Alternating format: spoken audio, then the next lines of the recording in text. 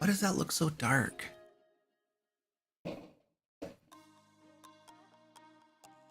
Thing looks dark.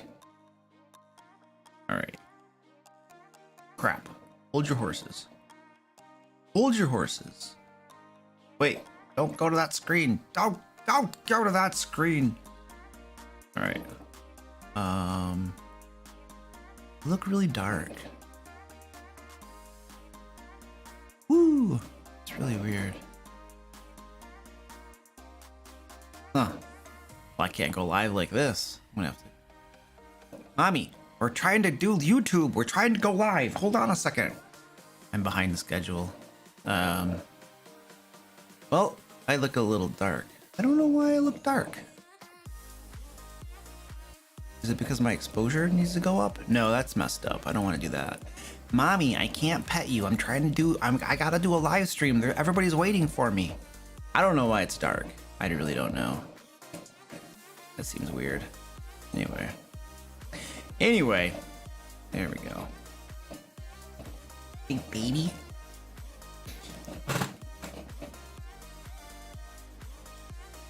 Oh, hey.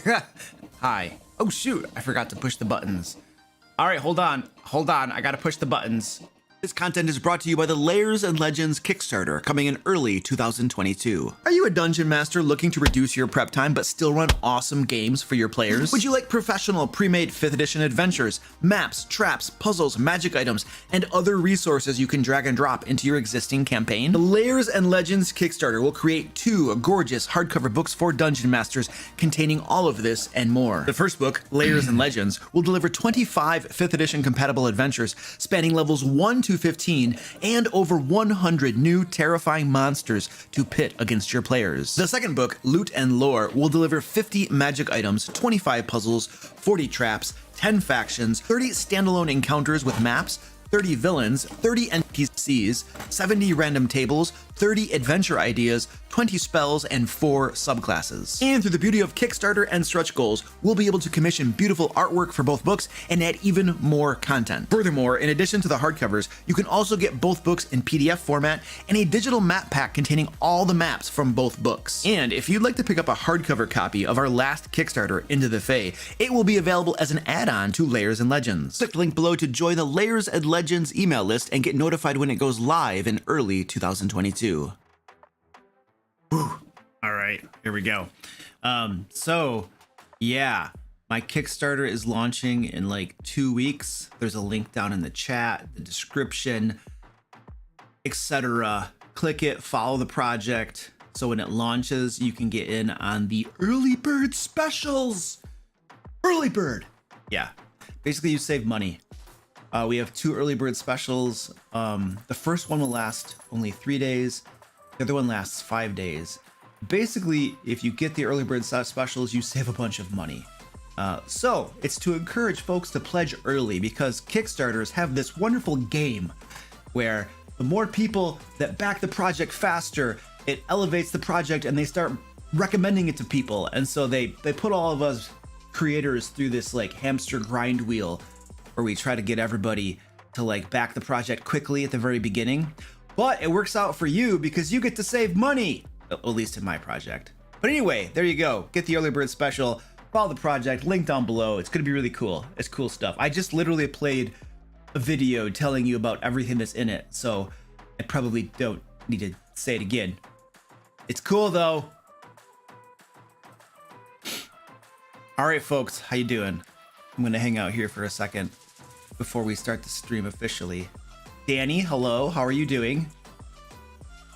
Danny, I expect you to stay for the entire stream.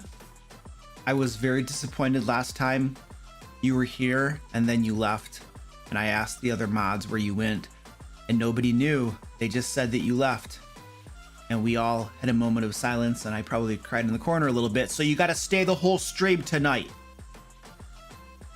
Jasper's Pearl, hello. King's Nerd Cave, what's up? Thani Trinidad, thank you, sir. I appreciate that. By the way, Thani Trinidad, you are now responsible for keeping an eye on Danny. If she leaves, I need you to let me know, and then we're gonna have you track her down.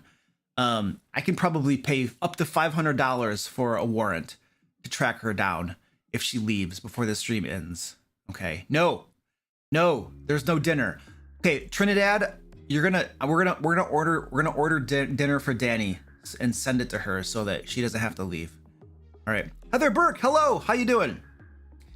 All coming in now. All right, Heather, we're gonna put you on the Danny patrol too. You know what? I need volunteers. Who wants to volunteer to keep an eye on Danny so she doesn't leave? We're gonna get a posse together. Danny, you're from Texas. You know what posses are. So we're gonna get a posse together, and they're gonna get you if you leave the stream early. You'll never catch me, Copper. What are you calling me Copper for? Oh, policeman. Oh, okay. Stephen Newton, hello, how you doing? Edward Probst, what's up, dude? Heather will watch Danny. Nice. Ezra's leaving in an hour? Well, okay. Well, you can watch for now.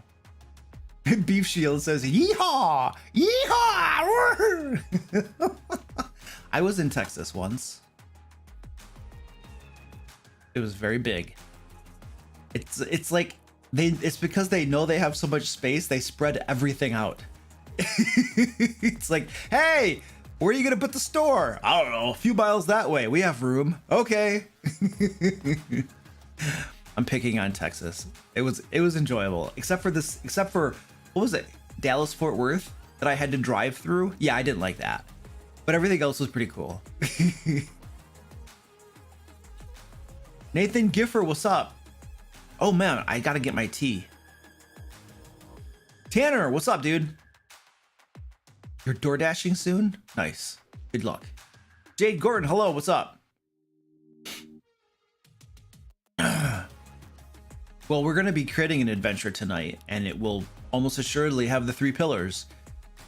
Combat is the easiest pillar in the world to include. All you have to do is put things that breathe in the dungeon, and you're guaranteed to have combat. Exploration's not too hard either to put in a dungeon. Social interactions aren't that challenging. And we might be able to do a little bit of that tonight. Hex crawls? Oh, maybe. I don't know if I've actually run a proper hex crawl. Oh, today's 4. Today's a level 4 adventure. Okay, I gotta get my tea. I haven't quite finished that yet. Wow. You guys look at this. Check this out. I swear we're gonna start eventually. I'm gonna get some tea. You just watch my cat.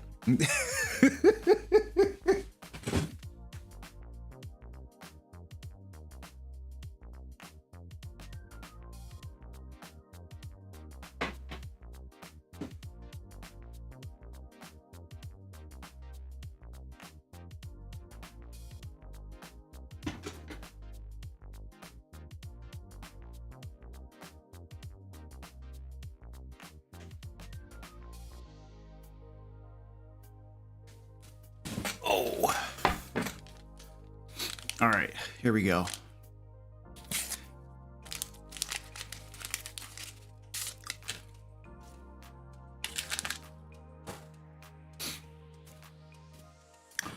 Some tea connoisseur is gonna yell at me in chat. Luke, what are you doing? I'm literally gonna let this tea bag seep in the tea for the entire time I'm drinking it. The entire time. Somebody's gonna freak out on me. You just wait for it. Okay, we should start doing some stuff. All right, guys, ready to start this? We are gonna start. I need to pet this cat right here. Oh, look at this.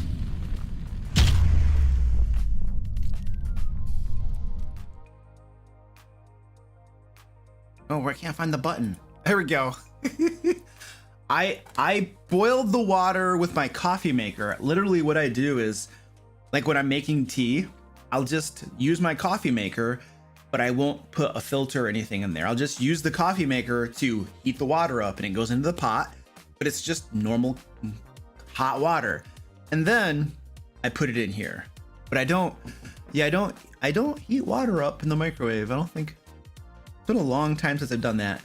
And I don't even remember what the use case was for that. But anyway, yeah, this was like, you know, coffee pot, heated water. Okay, let's do our thing. Okay, so tonight, hello, welcome, live stream. We're gonna be creating a D&D adventure tonight, a level 4 D&D adventure. It's gonna be absolutely amazing. It'll be tons of fun. You're all gonna have wonderful, great ideas, and I'm gonna say, no, we don't have time to do that, and we're gonna rush through. But by the end of the live stream tonight, we will have a D&D adventure fleshed out. It won't be nearly as good as the ones that we publish in Lair magazine and stuff like that, but it will be okay-ish. So that's all I can promise you. When you have a 3-hour time limit, there's only so much you can do. Anyway, so adventure creation tonight. We do have a giveaway going on for a D&D book of your choice. There's a link in the chat and stuff where you can sign up for the giveaway. It's beautiful. We'll draw the winner to that at the end of the live stream. And what else am I supposed to plug? I'm supposed to talk about stuff. Oh, yes, we are raising money for a charity. Link in the chat to BACA, Bikers Against Child Abuse. They are our charity of choice for right now.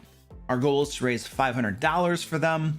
We have currently raised about $70. All tips go to BACA, Bikers Against Child Abuse. I think it was one of my moderators recommended that charity, and I went and looked at them. I was like, yeah, this looks cool.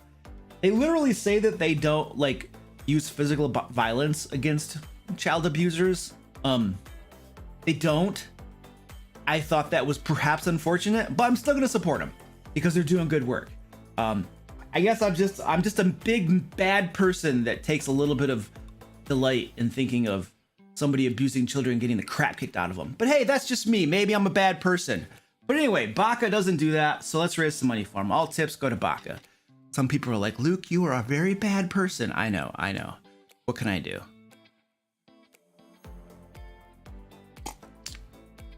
All right, so we got that going on. We already talked about the Kickstarter and stuff. I think we just got to do our patron shout outs, and then we can start doing our adventure. So let's go over to this proper screen here. All right, so basically, we create crap tons of D&D content for people. Obviously, we got the videos, we got the live streams right now. Every week a live stream, every week a couple videos. We create D&D resources on my website, thedmlair.com, that are 100% free for the community. If you don't know about that, you should go check them out. They're very, very good. And we create Lair magazine and other premium publications for our patrons. And what am I driving at? The point is that all of these patrons and YouTube members that you see up on the screen here, they help support all of that content that we create. And so I put their names up there. They get a little limelight because I'm deeply appreciative for everything they do, that they help make all of this content possible for our community. And then these people right here pay even more money as patrons and YouTube members. So I take that as a bribe and I read their names out on screen. On stream. This is the most challenging part of the entire live stream. I will mispronounce half of these names, and a quarter of these people will stop supporting me because of my bad pronunciation. But that's just the way it works around here. And I have something in my throat too, so this is gonna make it like even more challenging. 5e Magic Shop, Aerospatial, Alex T, Amanda W, Ambers, Amy P, Andrew M, Andre U, Andy S, Andy W, Anthony M, Antoine B, Arutha, Baldwin, Barda Bear, Benjamin B, Brad A, Brandon A, Celestina K, Chase O, Chris C, Chris E, Christopher S, Cody B, Colton T, Contrary Gravy, Corey S, Draxus, Dresna Dutch, Ed R, Edward L, Ericos, Philip H, Black Flame Black, 200, Frog, Goliath Cleric, Gravy Chorn, Girumunder H, Ian F, Iron Lord 79, It's Baoban, Izzy T, Jackie Pizza,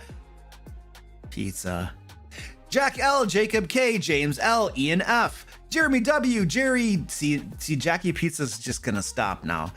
She's like, dude, that's my real name, and you just made fun of my name, and she's gone. Jeez.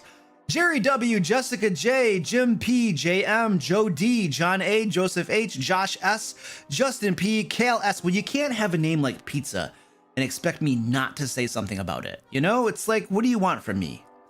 KK, Keith L, Kevin F, Kezides, Kirby, Kyle G, Kyle M, Labraworks, Leopold X92, Leon Hart, Marty M, Marwin R, Matthew J, Melinda G, Miro Stahl, Mr. Lucky Little Koo, Mr. T, Nikita S, Oldtimer, O&D, Penguin Butt, PRP, published author Rachel S, Radiance, Guardians, Ramus, Razlik, Race W, Renner C, Robert C, Ron R, Ronald, Ryan, SG Saunders, Sakura, Scott Vieser, John Shane L, Sheila A, Snapbragger, Snowy Tiggy, Son of a Sofa Man, Soul Naya, Status Alive.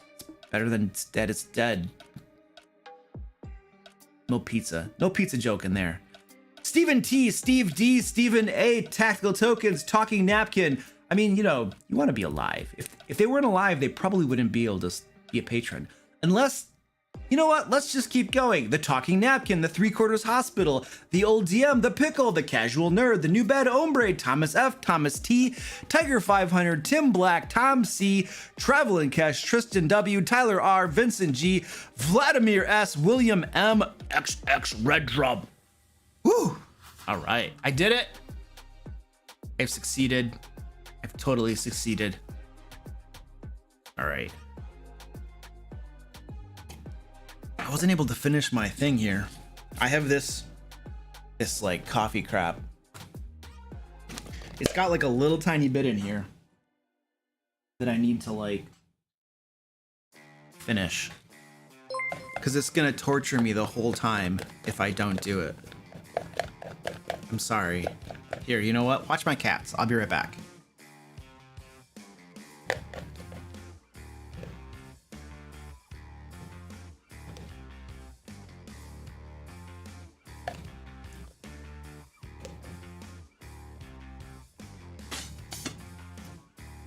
Okay. I think I'm ready now. I think I'm ready. My cats are all looking at me.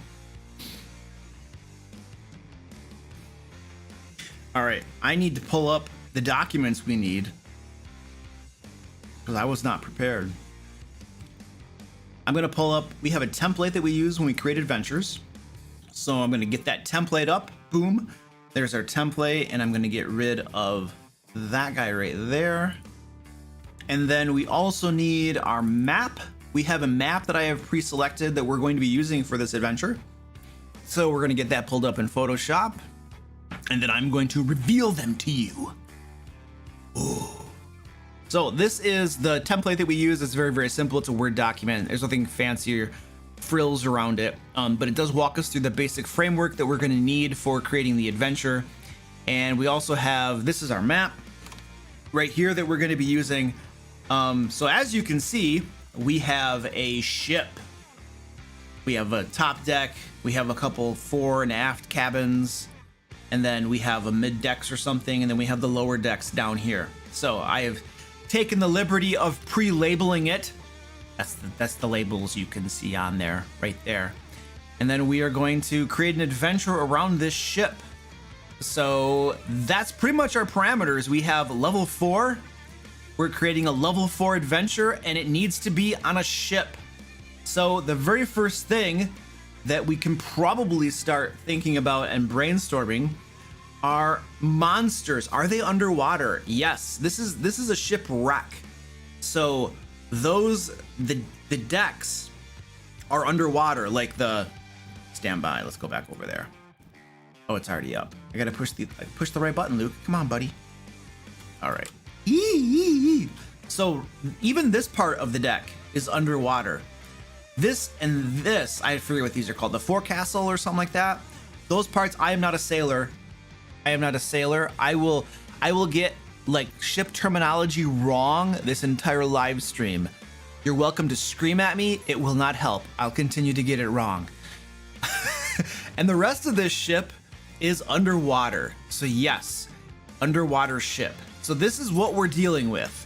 We are going to create an adventure with this. A lot of times I will start with a map when I create my adventures.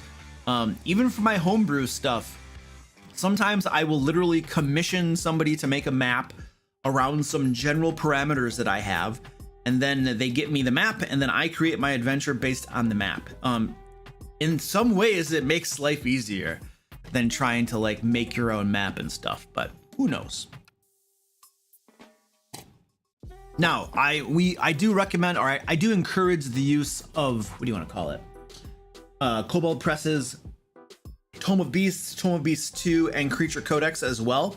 And I purchased the PDFs from them a week or two ago, so I actually have the PDFs and I can show them on screen as we're looking at the monsters. I have all their books. Usually I have to open them up and use my like coffee cam, but I have the PDFs. So I should probably get those, but let's start brainstorming some monsters that we could put in here. Now, obviously we could essentially use underwater monsters or possibly undead. That's an option as well. But because much of this adventure takes place literally underwater, we're gonna need some monsters that probably don't need to breathe. Otherwise, that's gonna be a hard adventure to design. So that's what we're looking for. Danny wants a horror adventure. All of my adventures are horror. What are you talking about? All right, what was I gonna do? Oh yeah, I want to get the let's see, where did I put those things? They are PDFs. Where did I put PDFs that I bought? Okay, here, I found the PDFs. Tome of Beasts. I get these PDFs opened up because we're probably gonna need these. All right, and then Tome of Beasts 2 PDF is right there. Excellent. And then Creature Codex PDF. I bought Creature Codex. I have the PDF and I have the physical book now too. Everybody kept saying, Luke, the Creature Codex is good too. And I'm like, okay, I'll buy it. I haven't had time to open it, but I bought it. It's on my shelf up there. It looks really cool. By the way, Wookie Pirate, thank you so much for the $5 tip, $6 tip.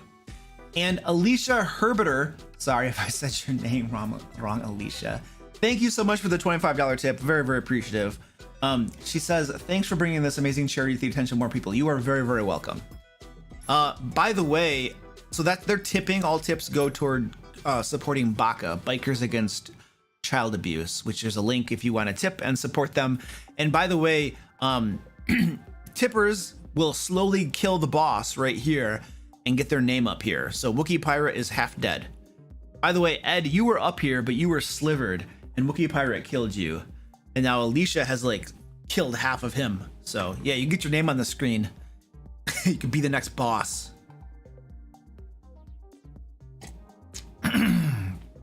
Okay, so looking for ideas in chat for the monsters that we can use. And Aboleth is not gonna work. We have a level 4 adventure.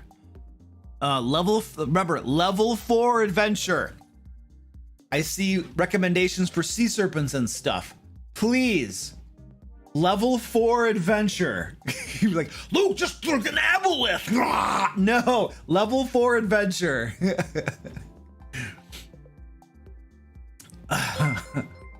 Ed, thank you, sir, for the $25 tip. Look at that. Ed is like, booyah. Get my name on the board again. Dare to take me off. Look at, I just taunted Ed. I totally baited him. I was like, Ed, your name was up there. Wookie Pirate took your name down. Ed's like, I have some money. I know how to fix this. Undead sharks, water kobolds, poltergeist, ghosts, a mother-in-law. Yes, let's put a mother-in-law in there. We know that's a really good point. We should actually take a look at the challenge ratings that we want to be targeting. So let's go over here. Let's go to this right here. We're gonna go to a tool, and where's my tool? This guy right here. So if we have a party of 4 to 6 adventurers, that's 5 average, and they're level 4. Let's calculate that out. Now, if we have a monster that is like we want to have monsters in groups. So we want to usually, generally speaking, you want to have about 4 monsters in a group. You never really want to have, once you start having fewer than that or more than that, things are complicated. So the average number of monsters, let's just pretend, is 4. And so if we had 4 CR2s, that's deadly, so that's not gonna work. 4 CR1s is a medium. All right, so we're gonna be looking for probably CR1/2 to maybe CR2.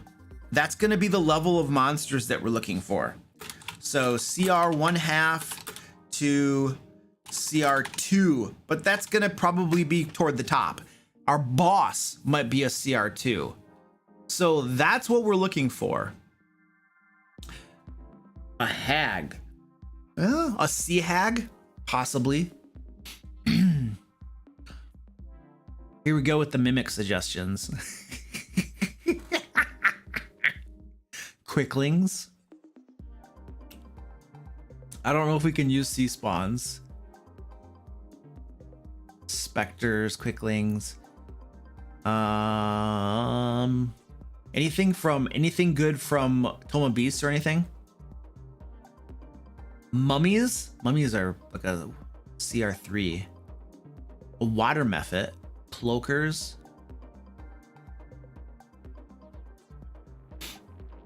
A turtle pirate captain with his crew.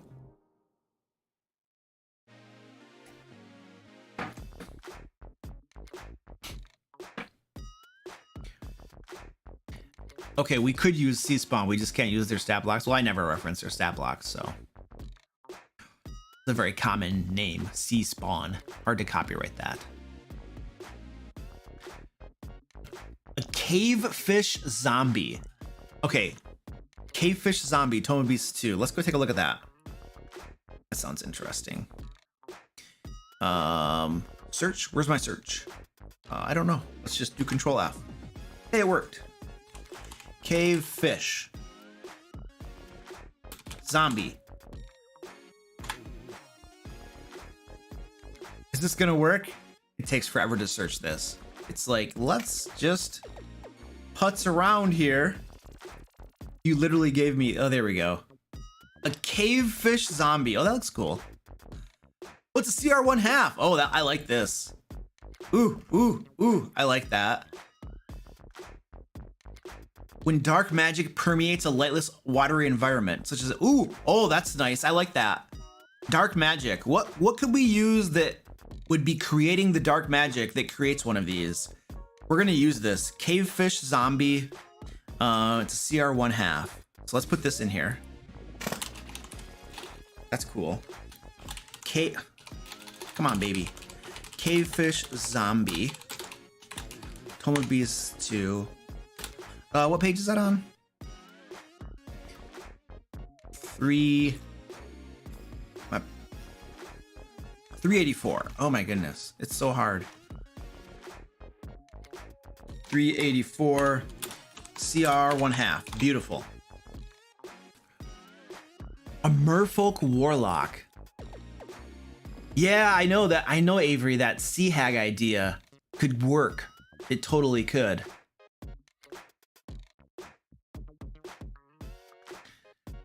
Ooh, special cargo the ship was transporting. I'm seeing ideas for the sea hag as the boss. A turtle necromancer.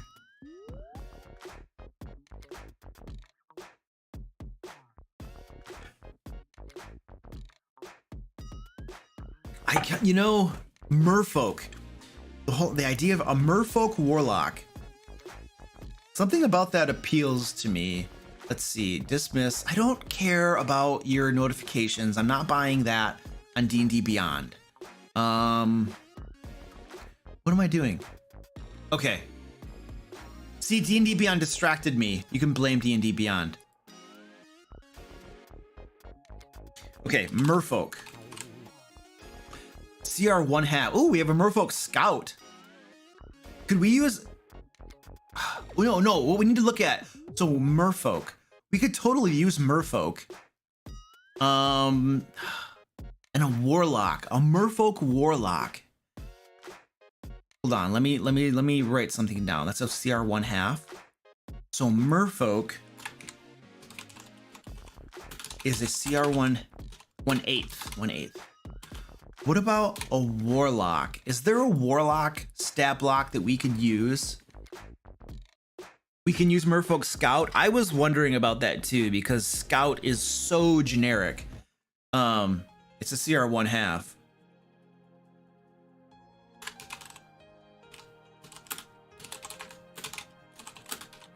We have copyrighted the name Scout. Oh, geez.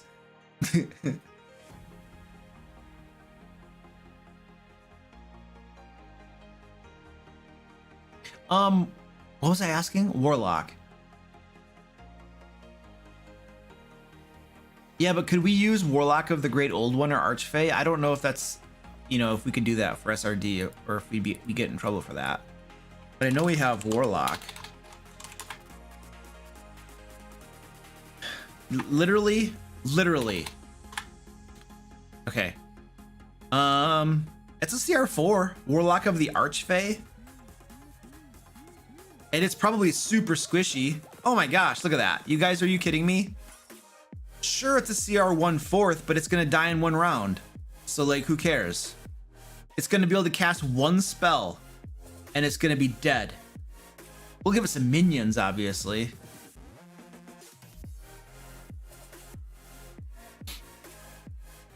Neither of those terms are SRD violations. Really? So I can use this Warlock of the Archfey?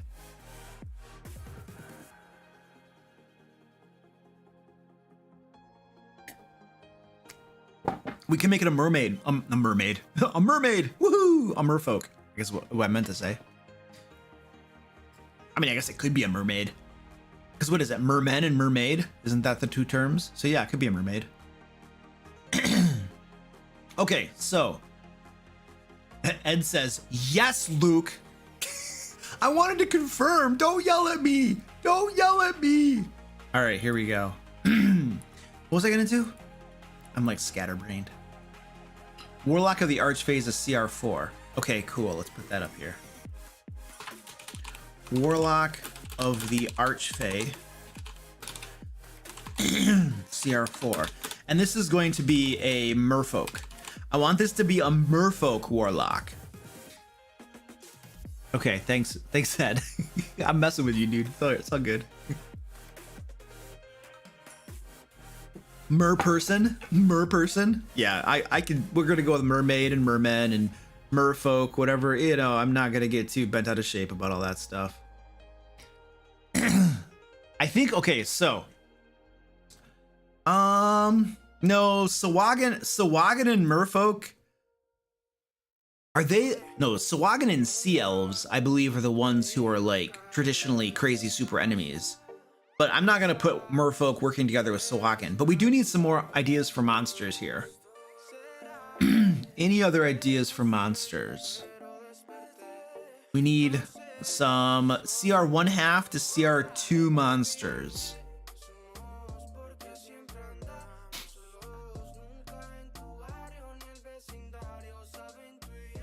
Something that fits. It should be undead. What kind of undead can we put in here? We have a cavefish zombie. Okay, we have a cavefish zombie. What crabs? I can't. Yeah, sometimes there were probably lots of suggestions that I didn't see. My moderators are gonna kill me. You can put it again if you need to. Ooh, a ghoul. What does this cavefish zombie do? Is it kind of like a ghoul? It has a stench, undead fortitude. It's just a zombie and a slam attack. Okay. Aquatic ghoul?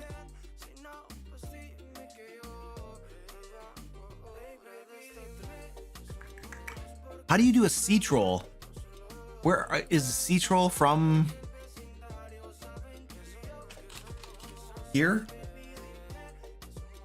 Or we could just say troll and make it a sea troll, but that's gonna be a CR5, which is too high. So that's not gonna work. Creature Codex, page 391. Okay, hold on a second. Tome of Beasts, Garroter Crab? Let me go look at that. I'm getting lots of suggestions and I can't go to them all.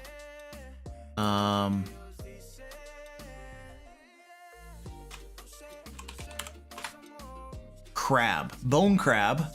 Where's the Garroter crab? Oh, come on, baby. You're killing me. Garroter crab, 208. There we go. Yeah, whenever you have page numbers, that's going to make my life easier. Ooh. Okay, it's a tiny beast. We can put some of those in there. Garroter crab. Toma beast, 208.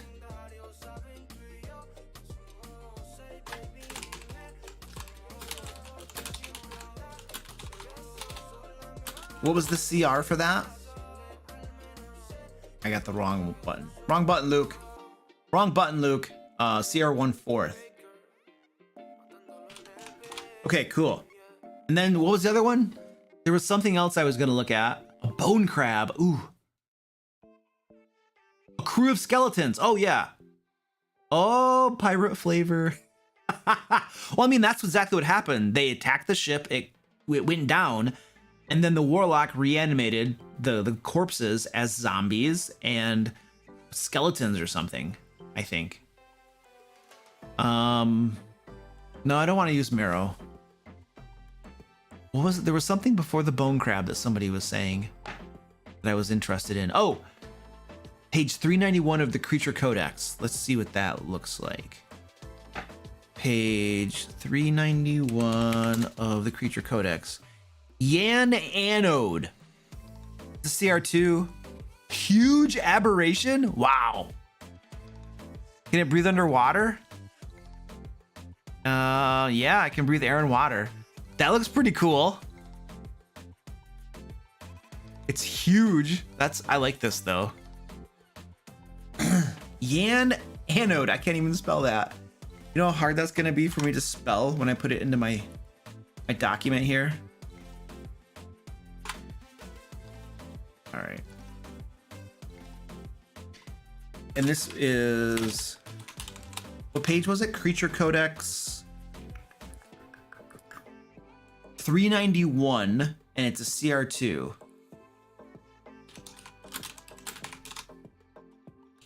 All right, sweet. And then, oh, the skeleton, yeah. Lacedon. Oh, can we, oh, that's the seagull, right?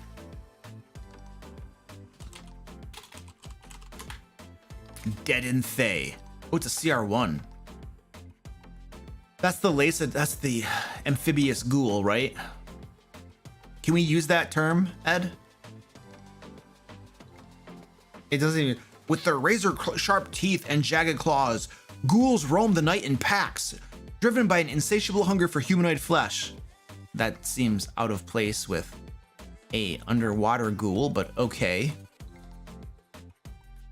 It's SRD compliant. Okay, we're gonna go with Lacedon. It's a CR1. That fits perfectly. And we wanted to do skeletons. What level was skeletons? Get rid of you. Skeleton. No skeleton. Oh, it's at the very top. I couldn't see it. I'm blind. So CR 1/4. Okay. Huh. All right, we have a decent crew. Oh, there was a bone crab. Ah, jeez, I'm getting. We probably have enough now. Wait, is a bone crab an undead crab? I saw that somewhere. Where was that? I think it was over here. A bone crab. Oh, I'm gonna have to go to table of contents. Bone crab. There we go. Oh, no, it's a small beast.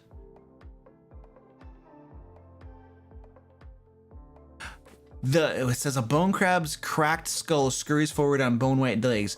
These tainted crustaceans make discarded craniums their home. Oh, that's cool. I like that. We're gonna use that. Bone crab. What is this? Toma beast 40. Nice.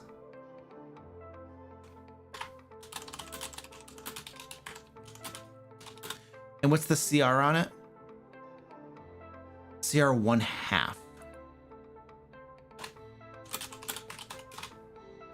I kind of like that more than the Gyarados crab because it's a bone crab. So we're going to take the other one off.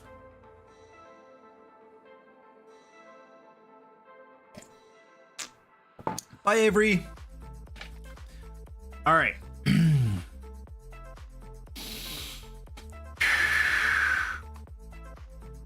Oh. And now we have a bunch of monsters. We have the idea that there's this warlock of the Archfey who is a merfolk, and she's like she has undead servants and stuff, and they're in, remember, this is set in, where is that? Here we go. It's set in this shipwreck where most of it is underwater. So our next step is to think of a story here, or a plot. What is the situation here? What's going on? Why do we have a bunch of monsters in this ship? Like, what happened? What's going on?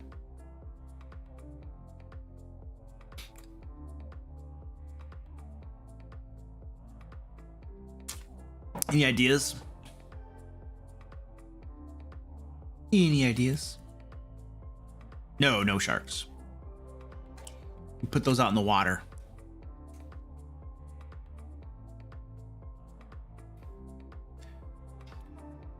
Dragon egg is on board. Ooh.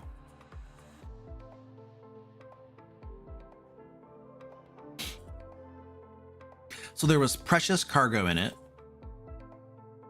Dark magical power. The merfolk are here to investigate. The undead are drawn here by its power. Oh.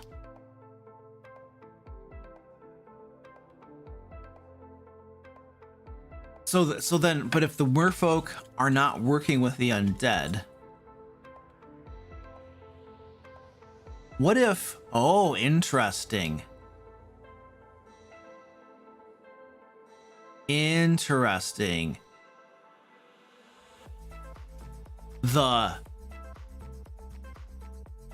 What if the ship was carrying an artifact of the patron? Somebody mentioned that, of the warlock's patron, and then the patron has been helping the warlock mermaid to find it, and now she has come upon this ship with some of her minions, and they have found the ship to be overrun by undead, and they've been kind of having a hard go at it, and so they ask the characters to go in. And then you're obviously going to get the characters who are going to ask them to come help them as well.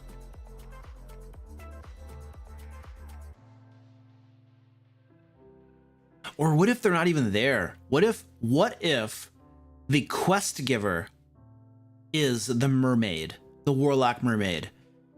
She's the quest giver. She asks the players to go get this, and retrieve the MacGuffin for her, the artifact of her patron. And then they go there, they have to fight some undead, and they get in there, and they get it. And then as they're leaving, she shows up to take it. Why would she show up to take it if they're bringing it back to her to begin with? Because to fully activate the artifact, it needs shed blood or something, and that could be the adventurers. You see where I'm going with this? Is there a way to add a twist to this where it's not just go get the MacGuffin and come back to me, but you get the MacGuffin and then you're ambushed? You see what I'm saying? So it would just make a more interesting element to it. It's not like novel or unique. It's not like, oh my gosh, I'm a genius, but it just puts a little twist on it,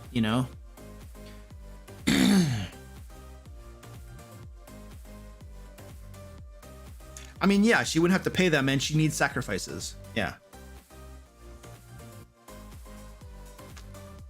Oh, it needs to be the blood of a landwalker? Ooh.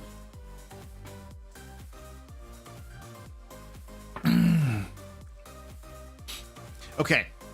I think we have a basic plot line. Let's type that out then. So, storyline.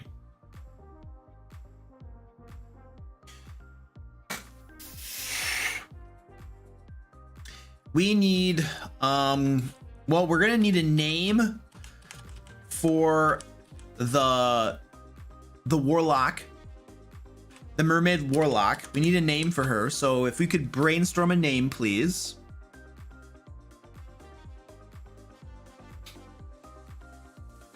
I need a name.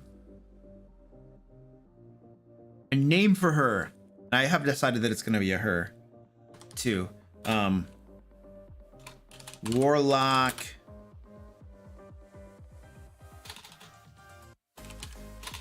Mermaid.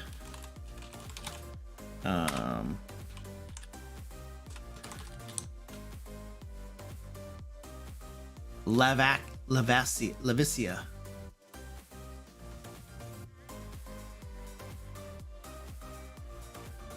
Lulith. Cruella. Bob.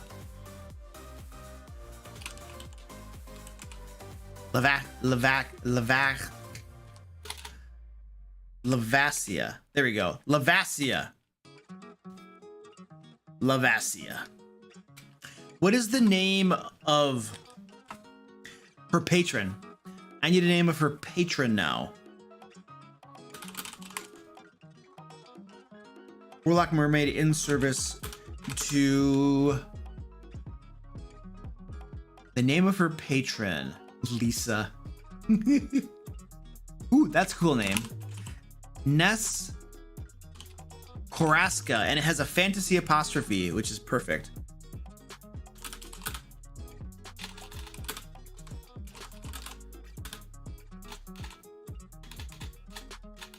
In service to her patron. There we go. Okay, cool. So Lavasia is her name. And I want the name of the ship. We need to name this ship.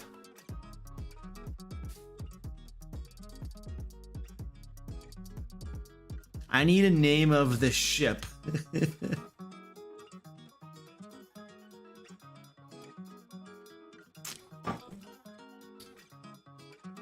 The Maiden's Voyage, the Ember Rouge, Griffin's Light, Ruckmut, Salty Bunny. The salted bunny.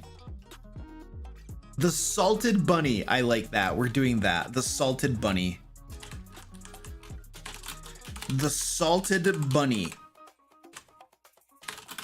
The name of a ship that wrecked upon some, let's zoom in a little bit so you can see this a little bit better. What is it? Reefs? Several weeks ago.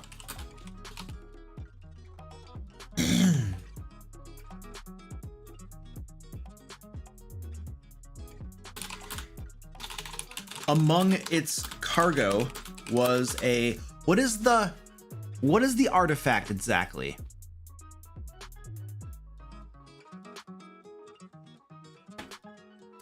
What is the artifact? The salted bunny sounds like an inn. I don't care. I think it's awesome. The Jade Stone of the Tempest. Ooh, oh, I like that. Oh, it has a sculpture on the bow of a bunny holding a trident. Oh, I love it. I gotta get that name though. Jade Stone of the Tempest.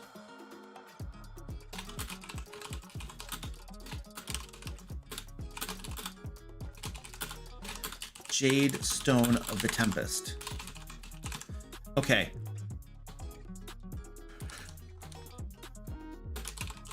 Upon its bow is a sculpture of a bunny, of a humanoid bunny holding a trident. There we go. Cool, the salted bunny.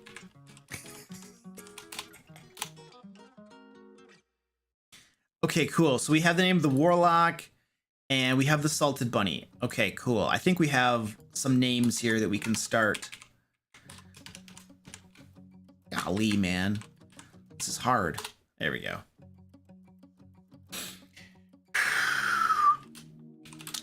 So the storyline, a mermaid warlock named Lavasia, who serves her patron Ness Korat. A mermaid warlock named Lavasia has been commissioned by her patron Ness Korat. Oh man, a cat bugging me. Squeaky, what's your problem? Has been commissioned by her patron Ness Karaska.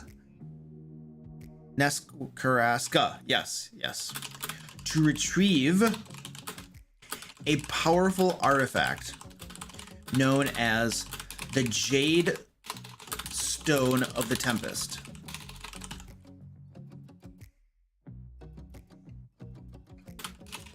Lavasia has learned that the artifact was aboard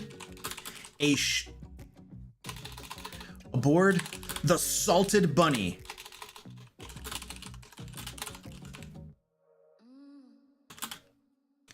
A sailing vessel that left port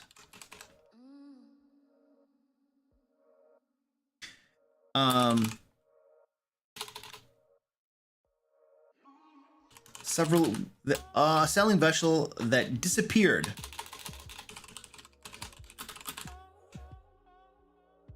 at sea several weeks ago. There we go.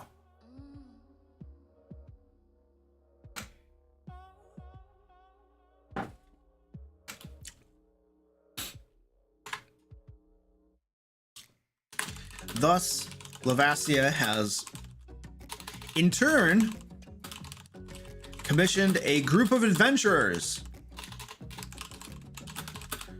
to retrieve the artifact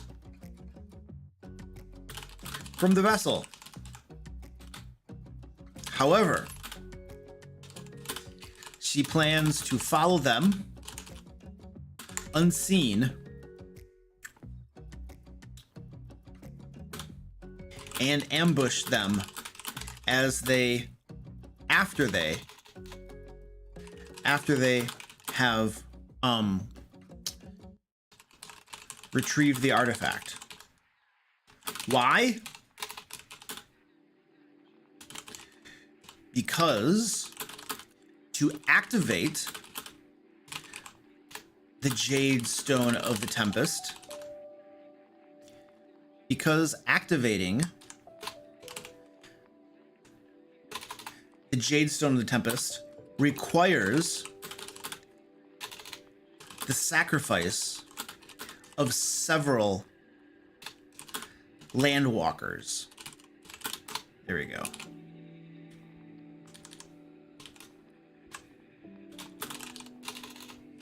And that's the adventuring group.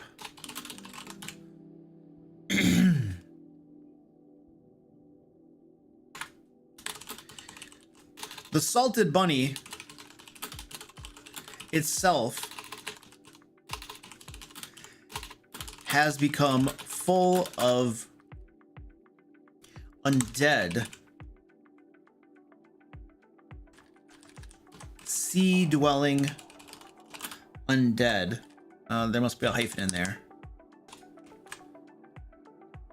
That were drawn to the dormant power of the Jade Stone of the Tempest.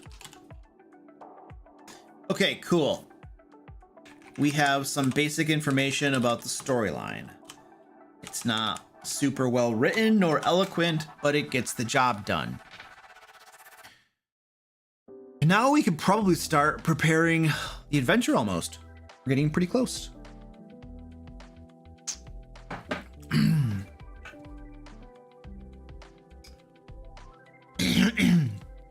That's Amanda, that's exactly what I kind of had in mind, is that the Jadestone Tempest would give her like some sort of like nautical powers of the storm or something like that. That's kind of what I had in mind.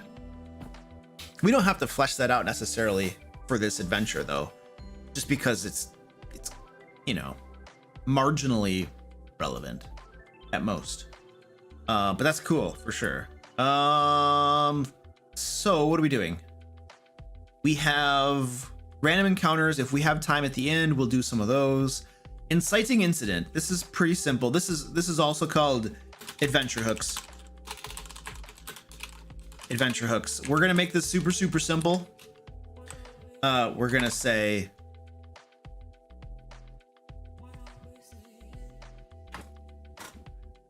Amanda McGraw. Hello. Why are you watching my live stream at work? Shouldn't you be working? What if your boss comes by? Or do you just are you tabbed over to something else where it looks like you're working? Okay, that's cool. There, you know, nobody does that.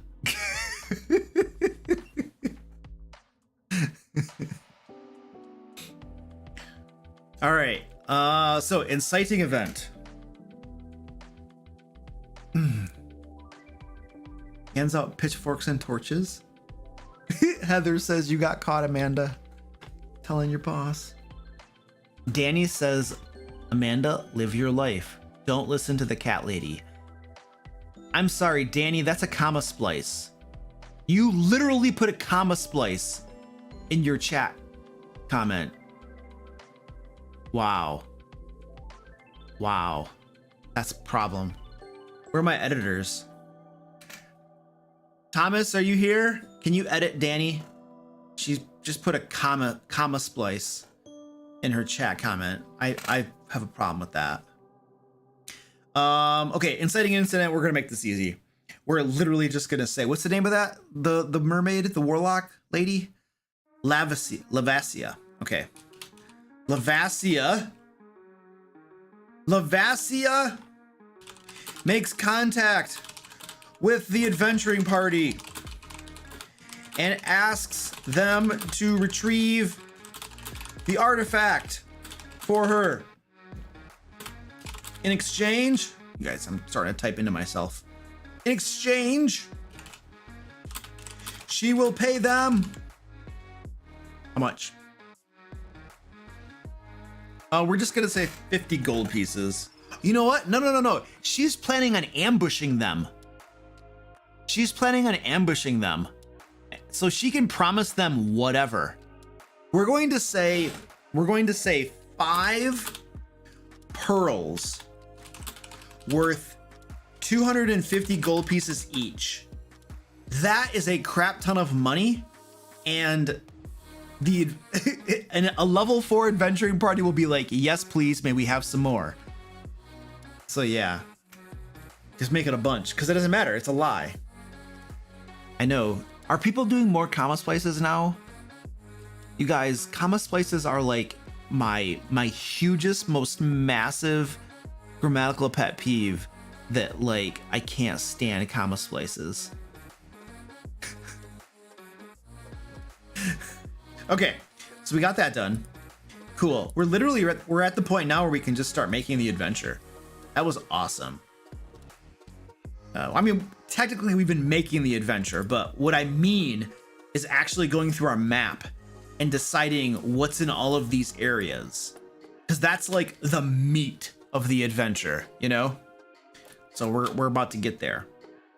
All right, but first, before we do that, we are going to do a cat strike. But first, before we do that, I'm gonna play you a sleazy plug video that's gonna talk about my next Kickstarter, Layers and Legends, that is gonna be starting April 5th.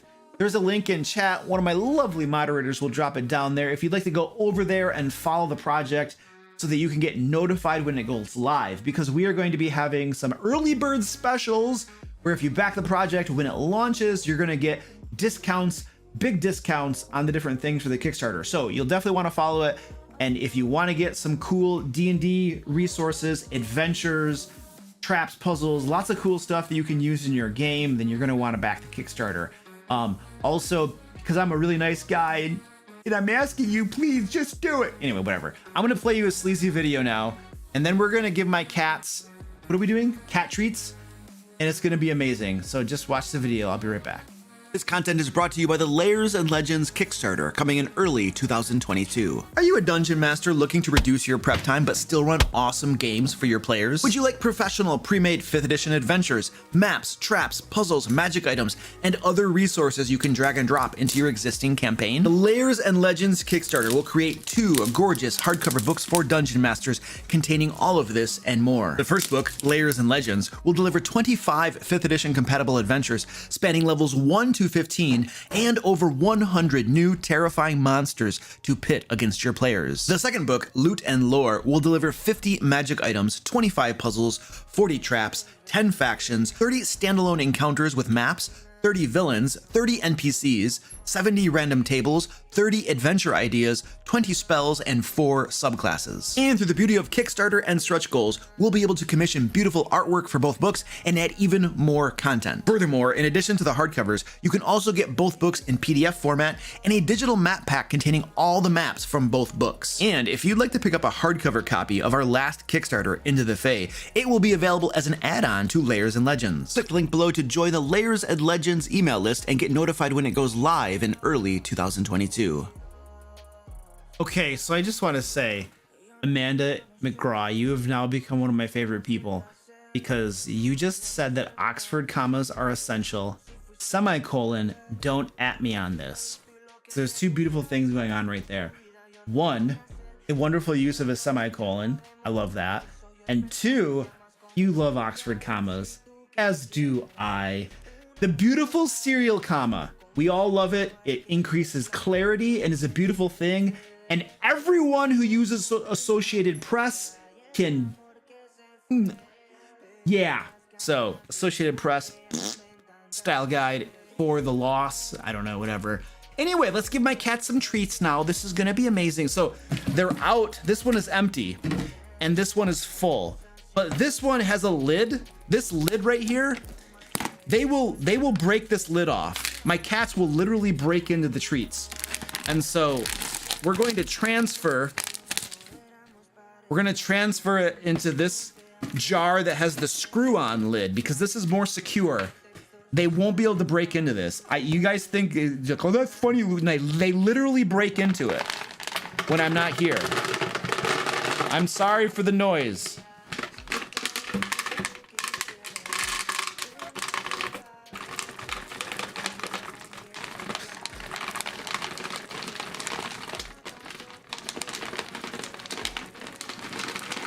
There we go. All right, cool. I don't know what I'm gonna do with this. Recycle it, I suppose. Put that over there. Pick up all the ones that fell on my desk. And then we're gonna give my cats treats and watch them. Wow, that's a lot of cats. I didn't know I had this many cats. Where'd they come from?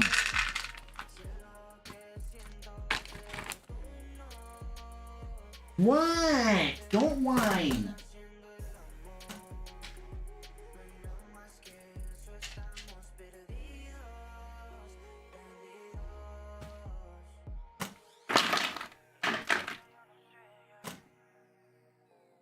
All right.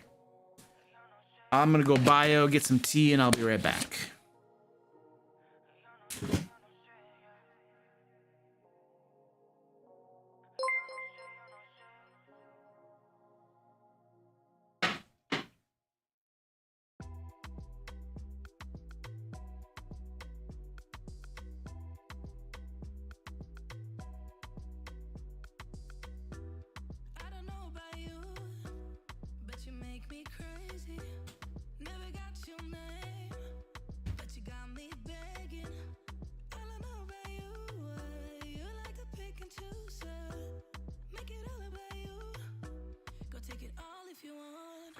Taking the chance, stuck in my head, not gonna leave it at that.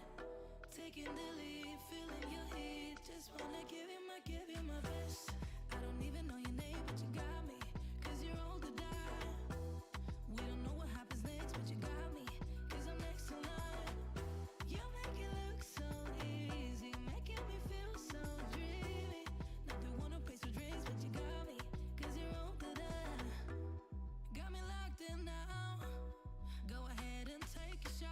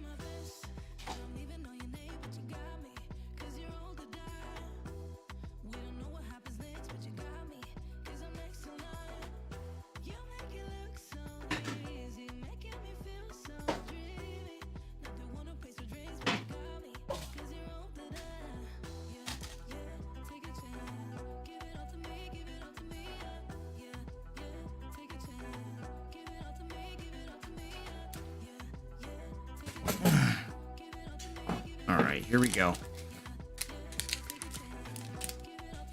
He fed them like pigeons.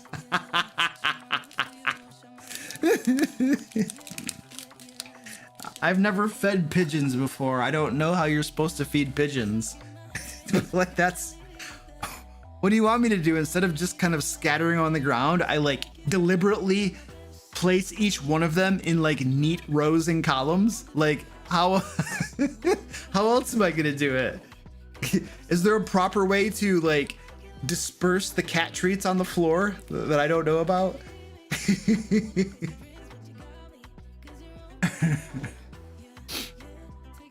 That box is so inspiring. Yeah, Felipe, you like that? I literally just, there was a box lying on my floor. That box I've had for like 2 years or something. It's got like a layer of cat treats on the bottom of it from them, or it's like licked and stuff. I don't know. It's probably nasty. But it was just like 2 years ago. The box was sitting there and I was like, you know what? It'd be cool if I had a cat box. And so I cut one of the flaps off so that you can see the side more clearly. And then I labeled it cat box. And there you go. You have a cat box. And they like going in it because I put treats in there. Yes, I totally agree, Rebecca. They're the most adorable pigeons ever. Yes. Oh, and I am drinking tea. I am steeping the bag for like an hour. Like I leave it in there the whole time. And I'm sure there's a part of you that's dying right now. But yes, that is what I am doing. I'm like starting to like, I don't know. Tea has different flavors and crap. And I like it. So yeah. All right, let's get going here. So we are going to start fleshing out this adventure. I have a cat treat on my keyboard. What fell on my keyboard? There's another one. Go eat that. Okay. So. Oh, what is the name of this? This is the Salted Bunny. The Salted Bunny. That's the name of our ship. Excellent.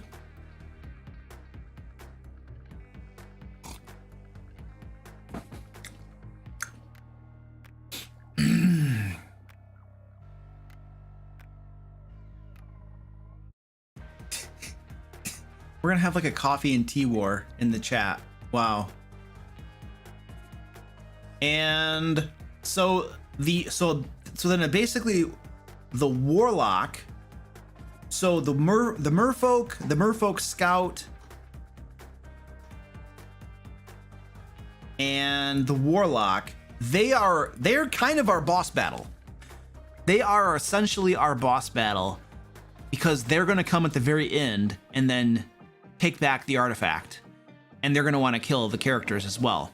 So we can probably plan the boss battle right now. Like there's no reason we got to wait to the end. We can plan these things in whatever order we want to.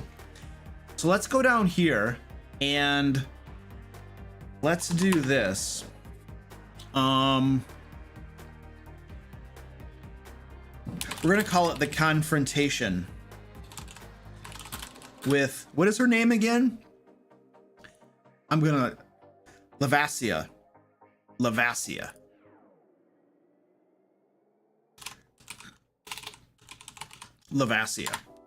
So we're going to say after the characters retrieve the Jade Stone of the Tempest, Lavasia, who was following behind, keeping track of their progress, and her followers confront the characters.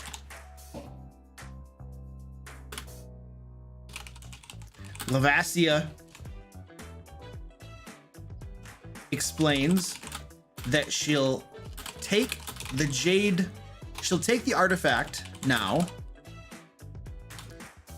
and that she also requires the lives of 2 of the characters to fuel a ritual she must perform to unlock the artifact's dormant powers. She graciously allows the characters to choose which of them will be sacrificed.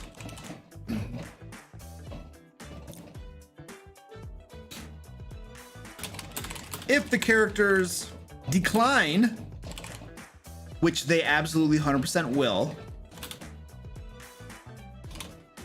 she becomes furious and attacks along with her followers. Okay, now we have to determine. It's absolutely going to be a fight. Yeah, just take the orc barbarian and the halfling rogue. Yeah, you can have them. Go sacrifice them.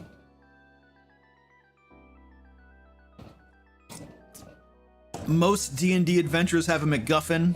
It is a trope. It is perfectly fine. You would be hard-pressed to make adventures without MacGuffins of some sort. Even objectives are MacGuffins. Everything's a MacGuffin in some way. Without them, you have no game. Progress. Now we have to build this encounter out. So we have a warlock. Oh, let's go back up here. So we have a CR4 warlock. We might need to do waves for this, because we have a CR4 warlock. Well, that's only a medium encounter, actually. Now we had those scouts. What level were those scouts? There were, so it's a CR1 half. How many scouts could we put in? 2 of them. That becomes hard. 3 of them. That becomes deadly. It's just deadly. That's not too bad. Oh, wait a second. I got this screwed up. I don't have this right. It's 1 CR4. I totally had that backwards. It's still about the same. It's just above the deadly threshold. So that should probably work for a boss confrontation.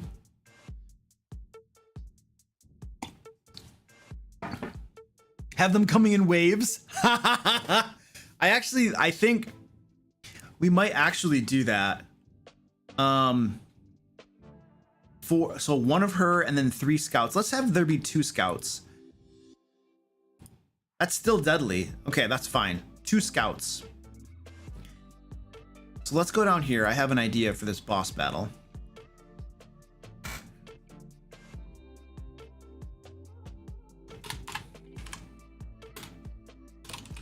Lavasia, warlock of the Archfey, is accompanied by 2 merfolk scouts, her lieutenants, and now I actually am going to have waves to this. The merfolk are 1/8. Let's remove that. Let's do 1/8. There could be maybe 4 of them. That'll be pretty easy, right? Trivial. That'll be trivial. Cool. So she's going to send 4 of them. You'll see what I'm doing here. And 4 merfolk.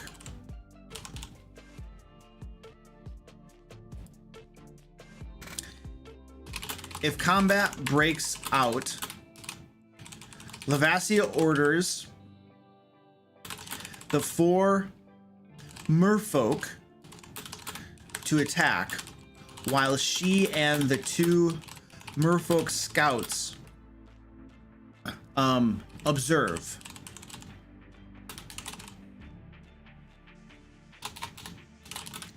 she believes her merfolk can handle the characters. And then they're going to join in probably on round 2. We're going to say once 2 of the merfolk have been slain,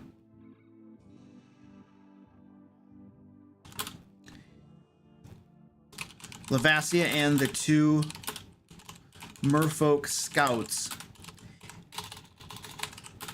enter the combat on the next round.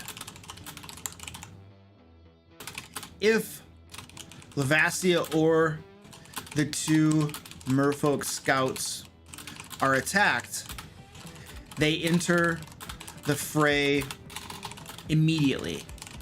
You know, and this really brings up an interesting point. I've designed encounters like this before, where their minions will attack first and the boss stands back and watches. And what invariably happens is the characters will attack the boss anyway. They'll just go right after the boss. And the boss was planning on waiting. So it's just an interesting point. These sorts of encounters usually turn into everybody fighting at once because of the way players generally tend to approach them. I think the players don't believe that the boss will stand back and wait. They have no reason to know that or believe it. So they just attack the boss because they think that if they focus fire on the boss, they will take out the most powerful person first. And it's a very correct assumption and a very good strategy, which is why players do that. But these sorts of encounters that you design as waves never really work. I'm just throwing that out there. I mean, we're not going to change it. I'm just telling you from experience, this never works. It turns into one big fight, which is why I'm perfectly fine with these 4 merfolk being super easy, like trivial, because from experience, I know that it's probably going to be one big fight. You know what I'm saying? So yeah, there you go.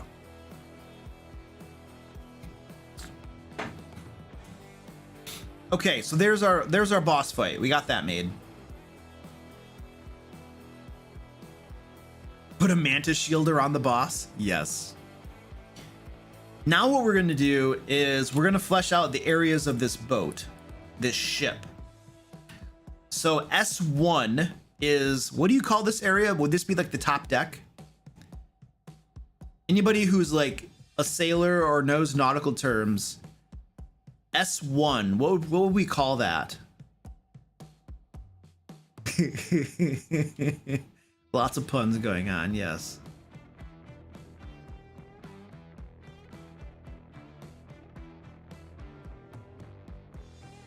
The top deck? The main deck? The poop deck? Oh, we're calling it the poop deck now.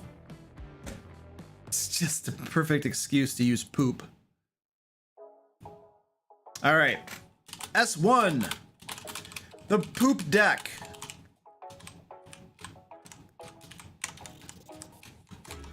Oops, I pushed the wrong buttons right there. Come on, baby, you can do it. Whee! I don't think we're gonna have any monsters or anything on the poop deck. Oh, the main deck.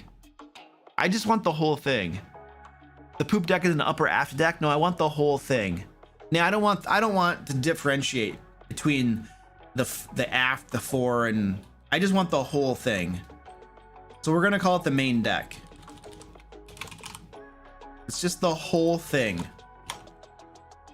That sucks. Now we can't call it the poop deck.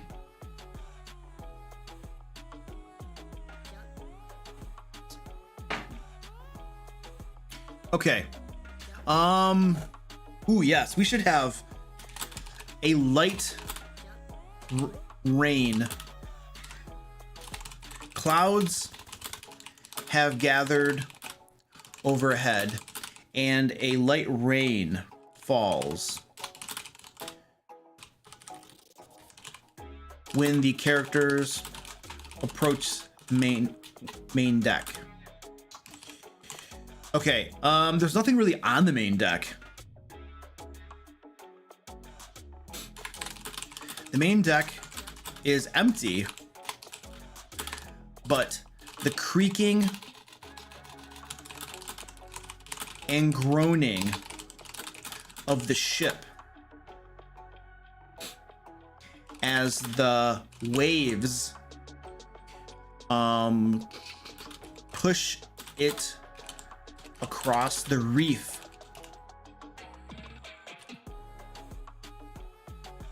upon which the ship crashed.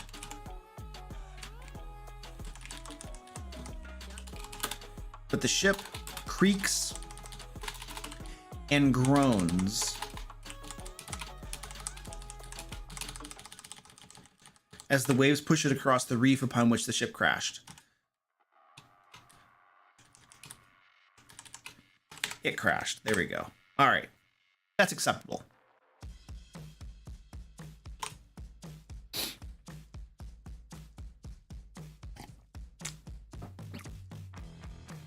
There's a crab in the poop bucket on the poop deck. Well, we could make it a poop crab too.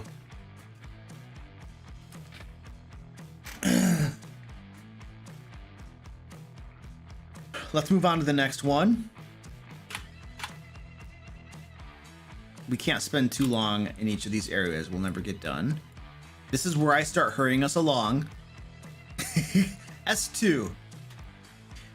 This is, oh yes. Oh, we do need to say that the middle section of the main deck is about a foot underwater. The middle section of the main deck is about a foot under the water.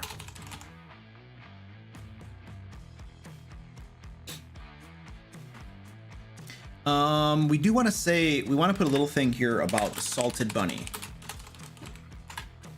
And I want to say that the ship crashed upon a reef that now supports it, that now prevents it from sinking. There we go. And then I want to say that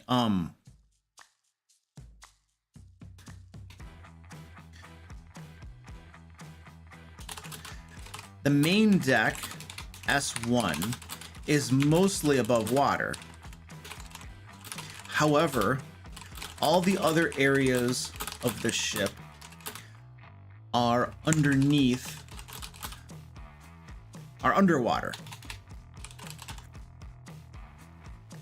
And then we need to say something like, I did notice that there is an alternate entrance down here, S8. You can see that the ship here has been broken, the side of the ship here, the hull or whatever. And so I'm going to make a note that there's an entrance down here if players look for it.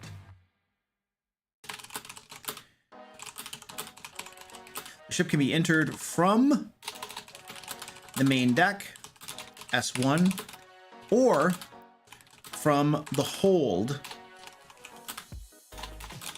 S8, where the hull has been breached. And I think we just, S8 is the hold. Is that reasonable? I mean, it's got a whole bunch of cargo down there, so we could call it the hold. The center hold, S8.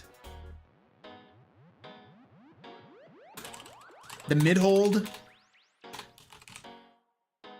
There we go. We'll call it the mid hold. I don't know. We're making up nautical terms.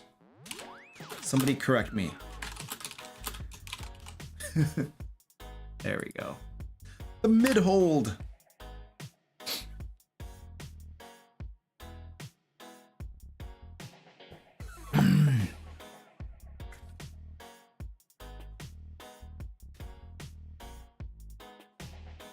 All right, so we have a basic information up there, and we have the main deck. And then we have S2. What is S2? So now we've gone underwater now. So S2 is this area that's under this part of the deck up here. What do we call S2?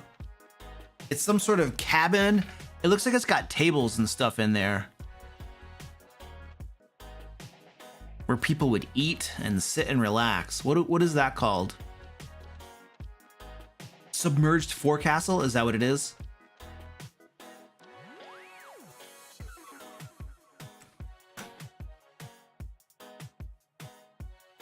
We're gonna go with that. It sounds like official enough to me. Everything is submerged at this point forward, so I don't want to keep saying submerged. It's gonna get repetitive. S2 is the forecastle. All right. Galley? Everybody's saying galley. Is it the galley?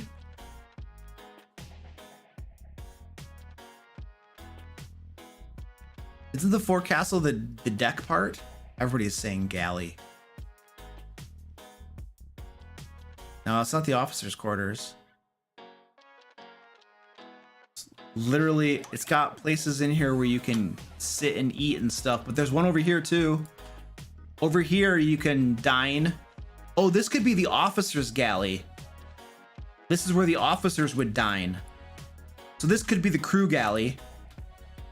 The galley is where you eat, right? Yeah, the galley is where you eat. Okay, cool. So let's call that the crew galley.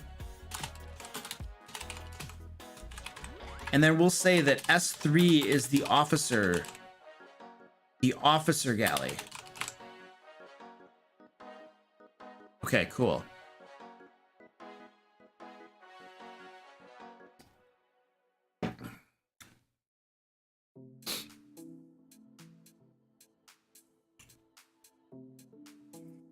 And the next question is, what do we put in there? We could put like a crab or something in there. We have a lot of areas to go through. I want to start off light. Yeah, we could throw like a crab in there. We had like a crab. A bone crab. Ooh, yeah, okay. I have an idea. A bone crab is a CR 1/2.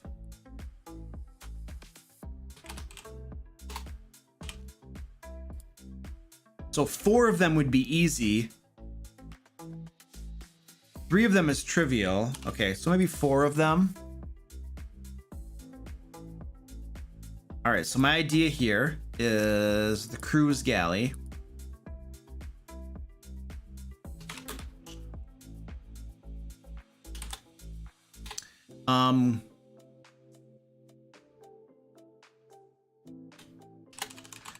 Several rotting bodies float about this room. Many of them have already had the flesh picked bare by fish and other creatures, leaving more bone exposed than covered.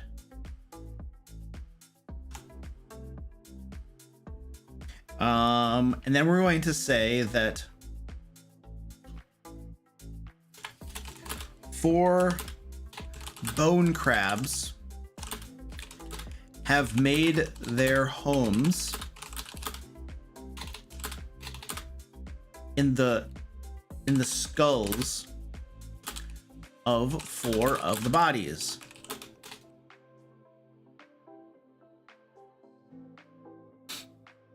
They have to detach them though. They'd have to rip them off.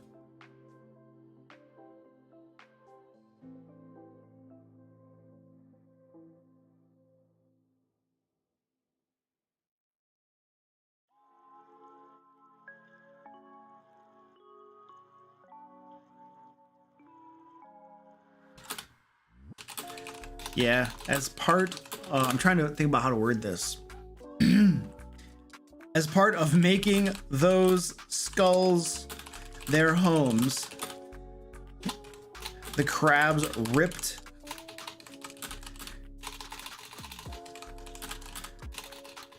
the heads from the bodies. I don't know. That's the best I got.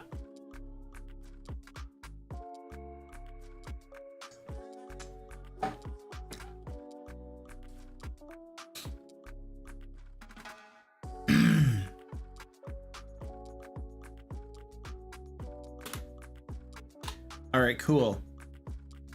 I think that's pretty good. Move on to the next one. We also need to, we're gonna have to roll loot as well. Actually, you know what? We should do that right now. Let's roll on the loot tables and determine the loot that we're gonna put in the adventure. Because then as we create these rooms, we could go through and, well, we can do it. We could also roll the loot toward the end and then just place it throughout the adventure. That actually works a little bit better. Because once we have the adventure fleshed out, and then we can look at the loot and decide where to put it.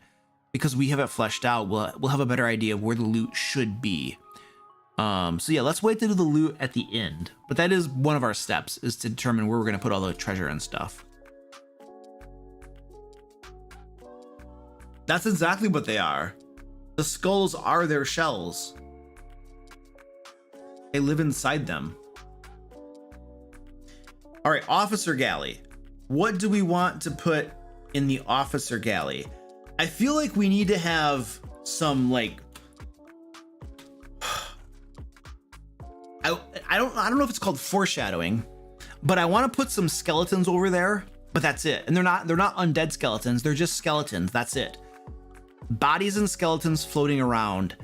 And the reason I want to put them there is I want the players to be very suspicious of them, and because the first time they come across bodies or skeletons, they're going to be like, oh my gosh, undead, and they're going to poke at them and attack them, but then nothing happens.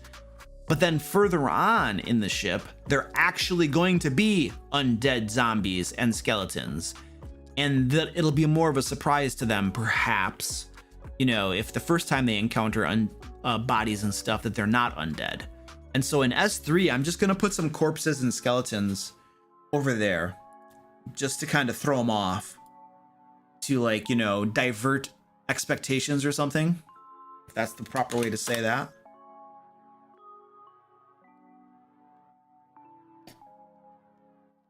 Ooh, I like that, Christian. That's a good idea. We'll put that in the officer galley too.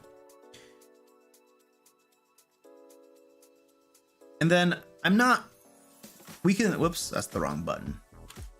We can see on our map that there are like furniture and stuff. This is something that I usually do, you guys.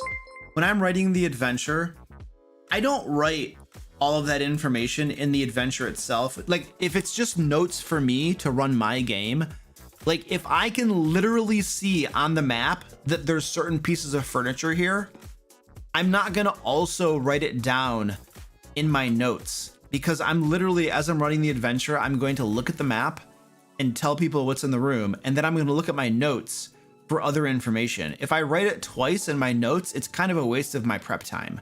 And so I don't duplicate that information. If it's on the map, I don't need to put it in my notes, generally speaking. So I'm just kind of explaining. That's why we're not going to be talking too much about what's in these rooms, unless there's something interesting about one of the features in those rooms, and then we'll make a note about it. Otherwise, we're not just gonna spend our time typing it out. And let's see. Where was I? Oh yeah, officer galley. Okay. We're gonna say, how many bodies? Let's say that there are three bodies float about this room. They have been completely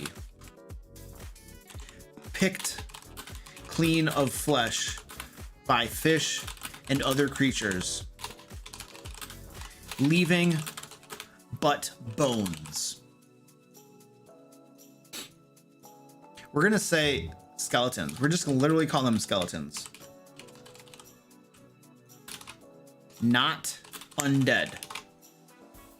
That's pretty much it. And then, oh, we're gonna say that, where do we want to put that map? We have a map with an X on it. Oh, there's a table. Oh, there literally looks like there's a map. Yeah. Right there. Kind of. On one of the tables,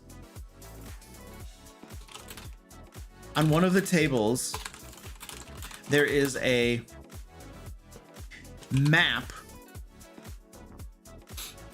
with an X marked on it.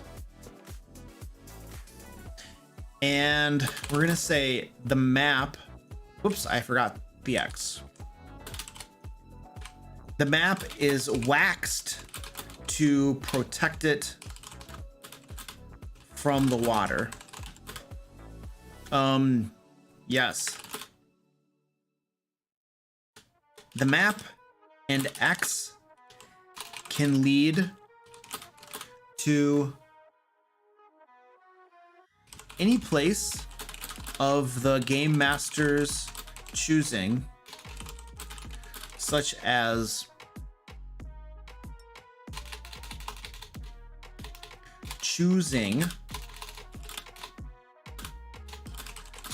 where the characters might find more adventure or treasure, or both. There you go. So the game master gets to decide what that means. Not because we're lazy, but because we want to empower the game master. That's right, ladies and gentlemen. That's my story.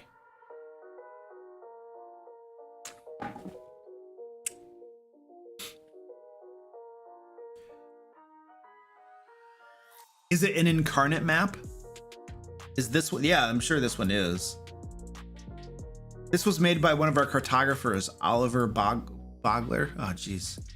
I get names. I'm bad at names. He's one of our cartographers that does a lot of the maps for us. And he did this one for us a while ago. And he uses incarnate. So yes, this is an incarnate map. All right. And let's see. So we got the officer galley. Now we're going to go to S4, which is, I don't know. Oh, look. Oh, well, oh crap. It's like a prison hold. You could literally see people. They're chained to the wall by their heads, by their necks. They have collars around their necks and they're chained to the walls. Nice.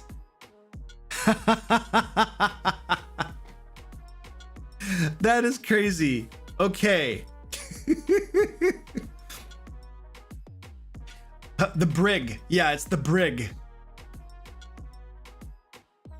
I don't know why they're here, and I don't really care. The players can discuss that amongst themselves when they run the adventure.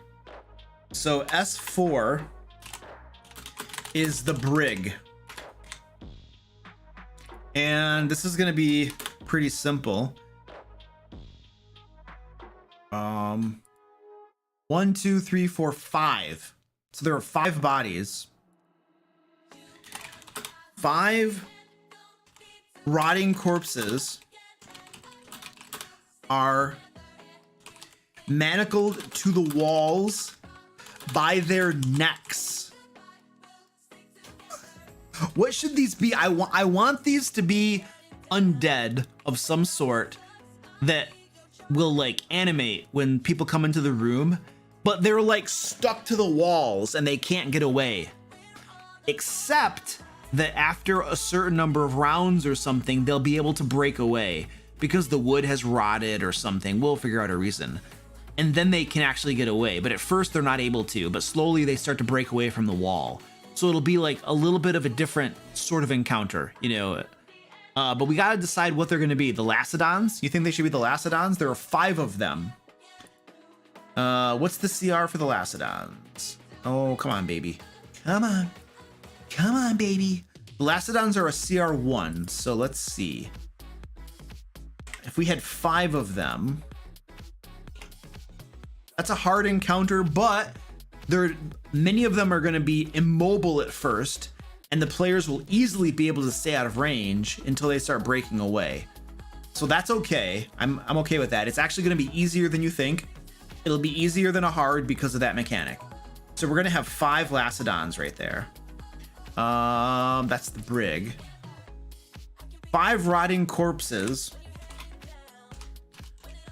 Lacedons.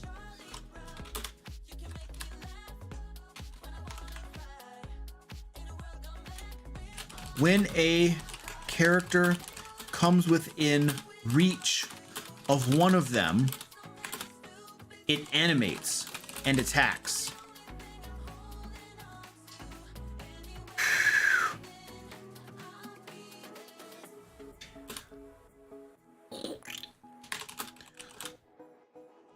The rest of the Lacedons also animate and begin tugging at their manacles, trying to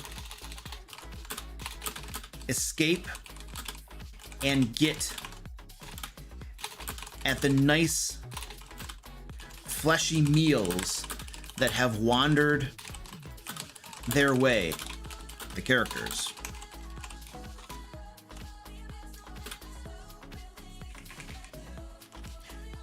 Every round of combat, we're gonna say 1d4 minus 1 Lacedons manage to break their bonds. So that's going to be an average of 1, right? Roughly. So every round, one of them will break away. You're probably going to get 2 they might have 0 one round. Maybe it's just 1d4. Maybe we just say 1d4. That might actually be better, because then you have like an average of 2 or so. Let's do 1d4. I think that's probably going to be better. There we go. Let's go with that.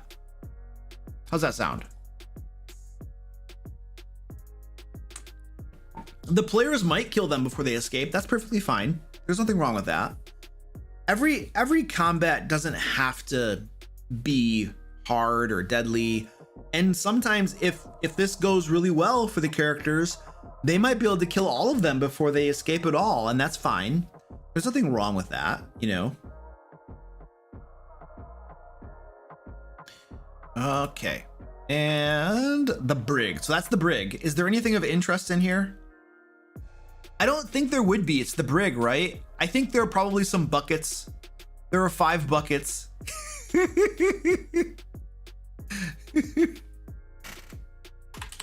There is little of interest here. Little of interest here. Besides 5 buckets, whose purposes can only be guessed at. We all know what they're for. It's the brig. All right, the next one is S5. Let's get going. S5. And what is S5? Ooh, it looks like some quarters. We definitely have, so we have these quarters right here. S6 and S7 are also quarters. S6 is probably more like a general quarters. S7 could also be general quarters. S5 looks to be probably better quarters, probably for like officers. And then I think we're gonna call this, we're not gonna label it separately, but this right here is probably like the captain's quarters. So we have officers here and then the captain's quarters. So S5 would be the officer and captain's quarters. And I'm not gonna break them apart.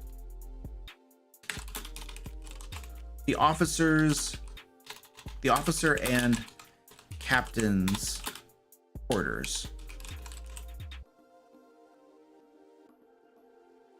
And what could we put there?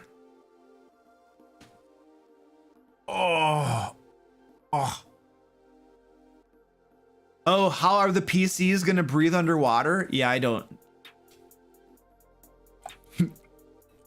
They are level 4, so they probably don't have magic at that point that would allow them to breathe underwater.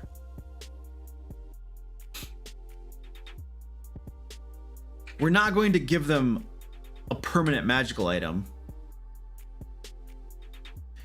We could give them potions of water breathing. Those last like an hour, right?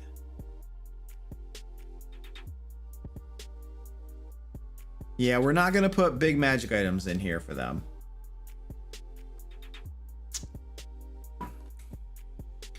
I mean, I'm kind of agreeing with Gaming Booger. You know, it's the party's problem. I just don't care.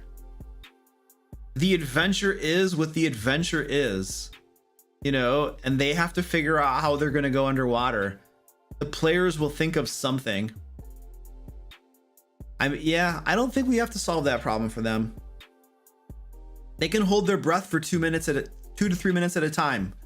So they could dive under, explore a room, dive back up, get their air, dive back down. They could figure it out. They could use the buckets. They could use the buckets to breathe underwater. Just hold them over your head, creates an air pocket, you know? Anyway, that's my solution. Not create a solution. Make the players figure it out. A merciful dungeon master will probably give them water breathing potions or something. All right. So what are we going to put in the officers' quarters? I don't necessarily think that we need to have any monsters or something here, but is there anything interesting? I just want something interesting that they could find here. So this is like an exploration pillar, right? Poke around, find something cool. Is there something interesting we could put here?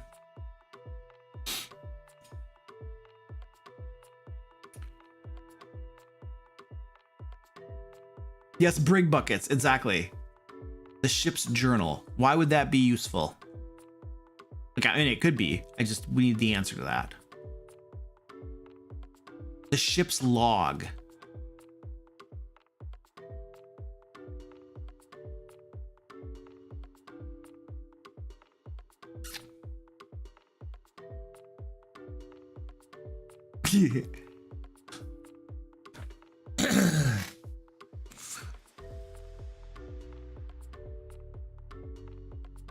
Ooh, the ship's log. Oh, that talks about the map in area S3. Or the captain's journal. Yeah, I think the captain's journal. I like that idea. So S5, we could have the captain's journal is in the eastern room of this area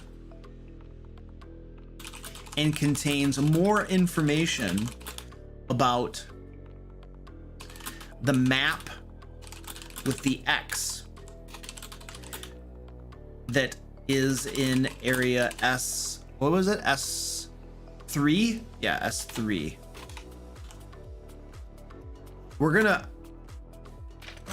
There's gonna be a trunk in here. The eastern room also contains a large trunk that holds much of the captain's wealth. And we're gonna come back to that and populate that once we roll on our loot tables, because we're gonna do that toward the end, we had decided. But I do want to do something that is uncharacteristic for me. This is something I almost never do. I almost never do this, but we're gonna do it tonight. We're gonna put a mimic in the dungeon. So I apologize, and you're welcome, depending on your perspective on that. And it's gonna be a message in a bottle. That's our mimic. That's our mimic. Thank you. In the large trunk, there is also a message in a bottle. This is actually a mimic.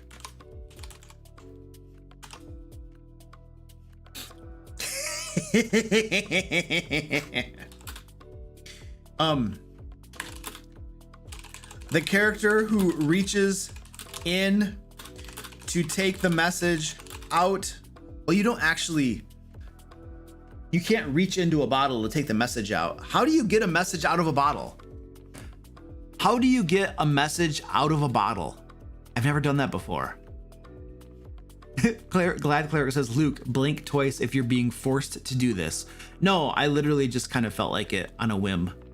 Yeah. Turn the bottle upside down. Nixon's like, I let the dog out, and Luke puts in a mimic. Who are you? And what have you done with Luke? I'm wearing my red shirt. Yeah. You break the bottle. Oh, you break it. Oh, you break it. That's how you get a message out of the bottle. Okay.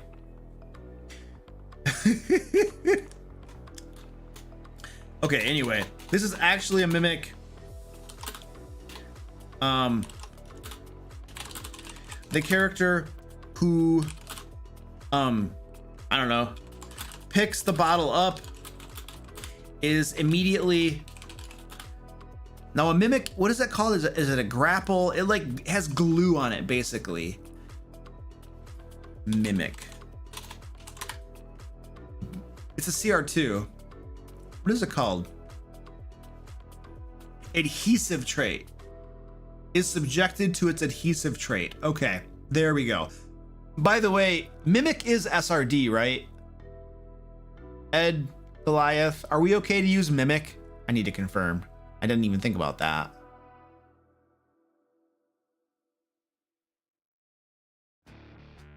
Samsonite. Hook Lart comes to their rescue. That's for like from one of my NPC collections or something, isn't it? It is SRD? Okay, cool. Subjected to its adhesive trait. Okay. The character who picks the bottle up is immediately subjected to the mimic's adhesive trait. And the mimic attacks.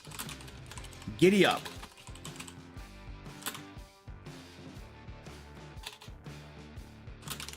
Likely gaining surprise on the characters. There is no message in a bottle. Okay, that's a CR2. Let's put that up in our character or creatures up here. So, Mimic, CR2. You never thought you'd see one of those in my adventures, did you? Hey! Abby! Abby Choma, thank you so much for the $25 tip. Oh, Anthony English. I missed Anthony's. Thank you, Anthony, so much as well. $25 tip. I really appreciate that. They're tipping, and those tips go 100% toward BACA, which is Bikers Against Child Abuse. They're the charity that we're currently supporting, and our goal is to raise $500 for them. It looks like we're at about 170 out of our $500 goal. So really, really appreciate that, Anthony and Abby. There's a link in the chat if you want to tip as well. And Abby, you got your name up on the screen too. You have killed the boss. If you tip, you can kill the boss as well. Maybe kill Abby up there, get her off the screen because she worked really hard to get up there, but some cruel, heartless person is going to take her name down, I guarantee you. But that's the way it goes. So anyway, Bikers Against Child Abuse, if you want to tip and support the charity. They do not beat up child abusers. They literally say that they do not condone violence on their site. But I would not be adverse to having a big burly biker beat the living snot out of somebody who abuses children. I'm just saying, I would not oppose that. I am probably not a nice person, but hey, you know what? Child abusers are pretty crummy people and they probably deserve to get the crap picked out of them. I'm just saying. If you disagree, I apologize, but that's just where I stand on that. I don't like those people. All right, moving along. Okay, so I think we're done with that. We have a mimic. And let's go to S6. S6. Let's find this. This is like general quarters. You know, S6 and S7 are both kind of like general quarters, I think. General quarters. There we go. And let's do that. So we have a mimic, we have some Lacedons. I don't think there should be anything in this area. I think we should just have this be empty. Maybe we could have some fish swimming around in here. What if we have dead bodies of fish? Ooh, a little puzzle. Yes. Dozens of dead fish float about this area. Okay, now, why? Why we have dead fish here? Like, what's going on? That's called sushi. Captain will be good. Yes, we put a mimic in the adventure. It's on screen right there. Why is there dead fish? Well, I want there to be a cause, and I want the players to be able to try to figure it out. And it could be something in a different room. Like, we could have, like... Dang it, I keep pushing the wrong button. Maybe something in S7. We have this room up here. Maybe something up here is causing the dead fish. What do you guys think? Why is there... Ooh, pollution, poison. They're near the artifact. I want it to be an actual thing they could figure. Rum leaked and the fish are drunk.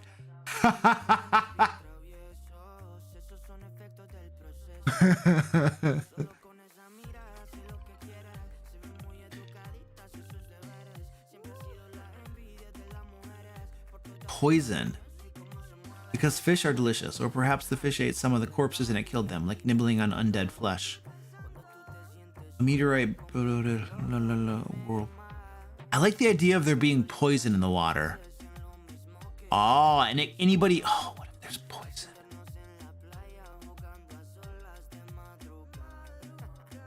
And then it's highly concentrated in S7. Yeah. Okay, so S7 has some poison in there.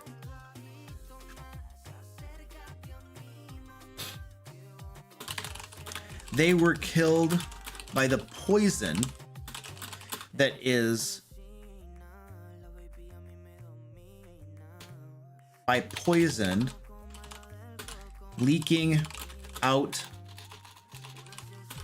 of area S7. Okay, now we got to go to S7, which is still just kind of like the general quarters. General quarters as well. Why is there... I think there could just be... There are a bunch of trunks in there, right? There were a bunch of trunks. What if one of the crew members, like, had a bunch of poison or something? Like, one of the crew members could have been, like, I don't know, transporting poison, planning to kill somebody or something, I don't know. And they had, like, a barrel of poison or something. Or, oh, there could be... Oh, they could have had vials of poison that broke when the ship crashed or something.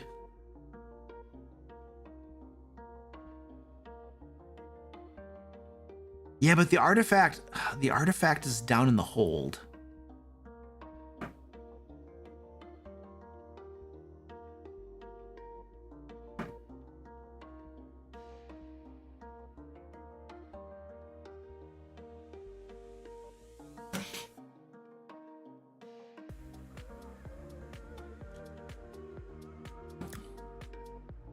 You know what? Wait a second. Actually, I kind of like the idea of the artifact giving off, because the artifact is going to be down below here somewhere. Oh, yeah. Okay. Because this leads down, and so it makes sense that that's where the dead fish would be. Okay, yeah, I think we're going to do that. Dozens of dead fish float about this area. They were killed by So what is the artifact doing? The artifact is leaking poison, or it's poisoning the water. The corruption, maybe it's just poisoning the water. Or it's, yeah, it's corrupting the water.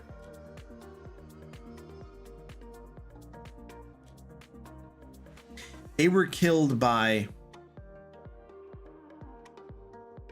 yeah, the artifact is a tempest, but it's an evil thing.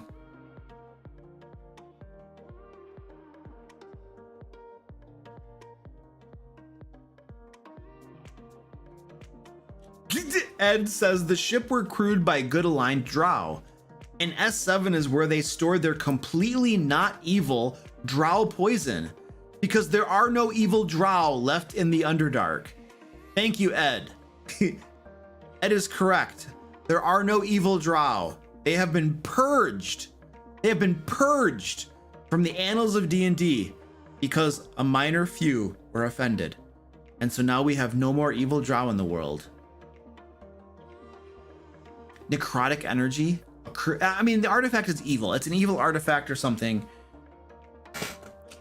Oh, you know what? Oh, yes. They were killed by magical emanations from the Jade Stone of the Tempest.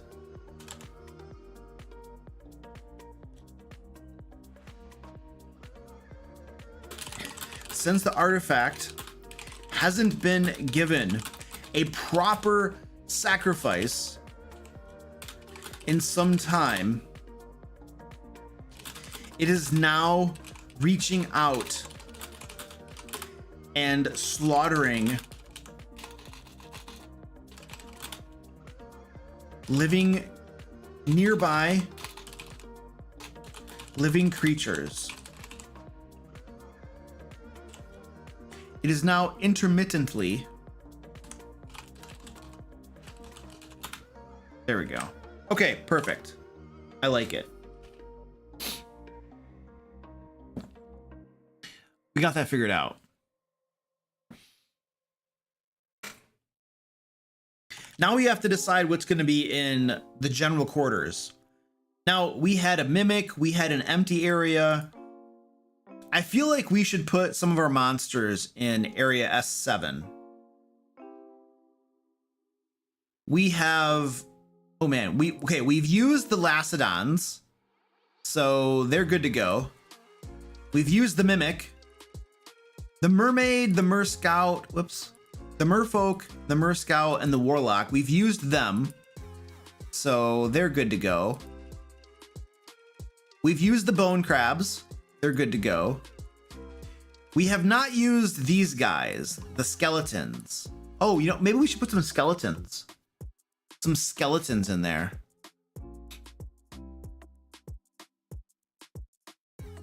There could just be skeletons in the other one. All right, so let's, whoops, I screwed that up. For S6, we should also say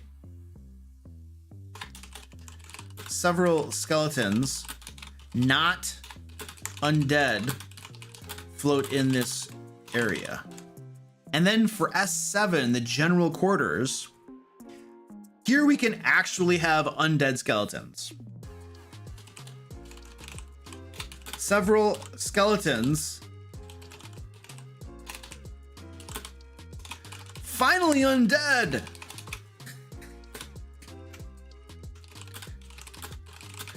Well, we have to say how many though. We have to say how many skeletons because we're designing an encounter now. Wait, what level are skeletons? CR what? 1/4. Okay, CR 1/4 for skeletons. 5 of them is trivial. Well, it doesn't matter. We can have a trivial. It's not a big area, so I think 5 of them is good. Yeah, 5 works for me.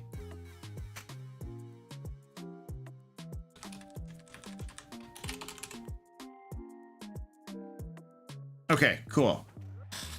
Bones sink loot. Oh, they sink? 5 skeletons lie on the deck in this area. There, is that better? I wouldn't want to defy the law of physics here. Would totally break immersion, and people would vote their dungeon master out, and then one of the players would probably be the dungeon master or something, and yeah, that would be a total disaster. So we don't want to have the skeletons floating. I've had trivial level near TPKs. Oh, that's beautiful. I'm okay with it being trivial. It's okay. You don't have to have everything be hard. We've actually had quite a few easy ones so far. So that means the next one should be nice and spicy. So we have done skeletons. And I think it's time to have the cavefish zombies and then this thing together. The Yan Anode. The Yan Anode and the cavefish zombies. I think those things are going to be like the quasi boss that's guarding the artifact down in the hold. And that's going to be a nice big fight for them.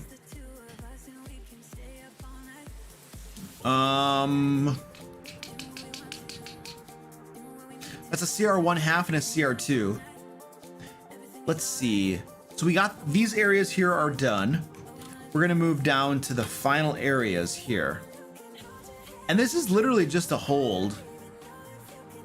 We have lots of different rooms here. And I think we're just gonna have one final kind of fight right here with the cavefish zombies and the frog creature whose name I can't pronounce. The captain's name? There is no captain.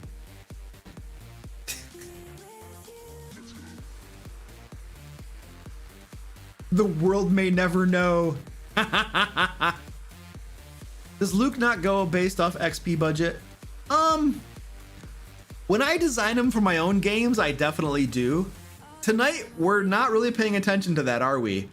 We should probably figure it out though. It's probably not a bad idea. It's not that hard. Let's design the entire adventure and then figure out if we were close to the XP budget or if we completely went over. We'll do that at the very end, which is kind of backwards, but that's okay. We might adjust some things. I think we're doing okay because most of our encounters have been pretty easy so far.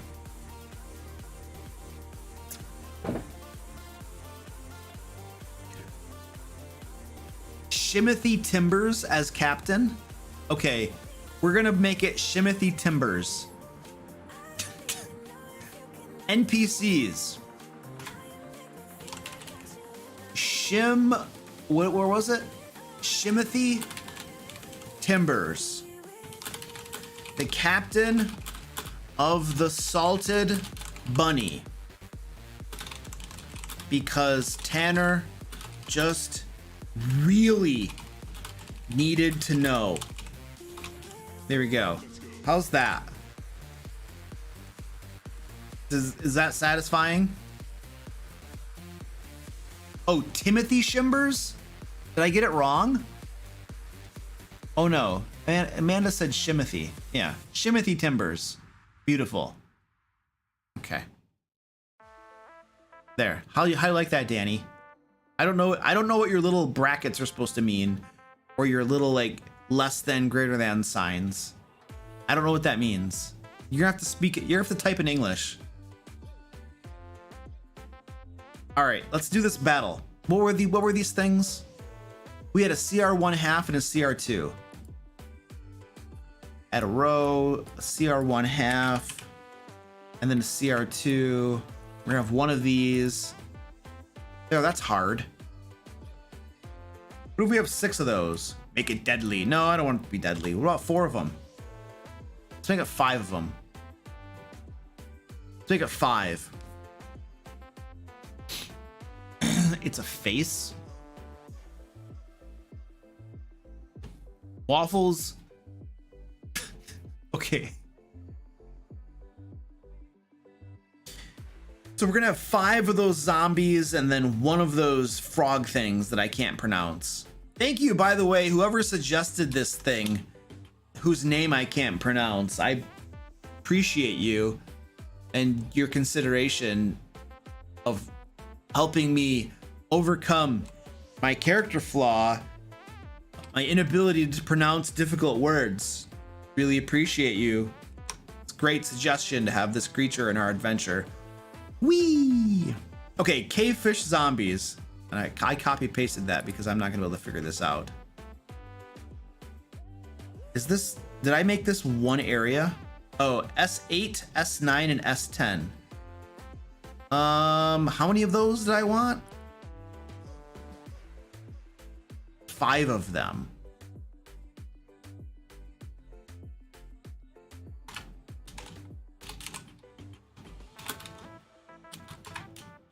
And then there was an S10.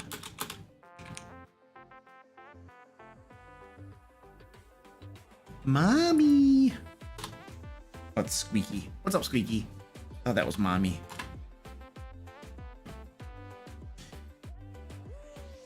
So I think what we're gonna do is we're gonna put a couple. The mid hold will have. Ooh, it could have a couple of them. There we go. Ah. And then S10, I think, is where we're gonna put that guy. Okay, so we're gonna put that guy right there. This is gonna have 2. What are those things called? Cavefish zombies. Oops. Cavefish zombies. And then this one's gonna have 2 cavefish zombies. And then this will have 1 yan anode.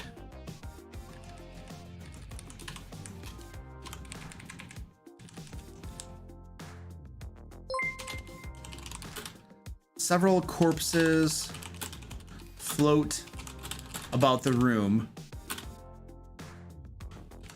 2 of them are cavefish zombies.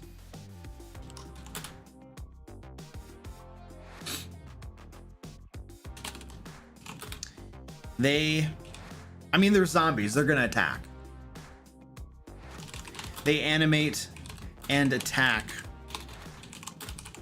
when a character comes within their reach.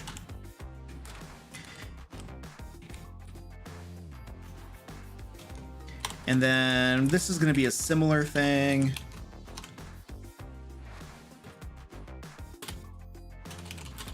When the cavefish zombies in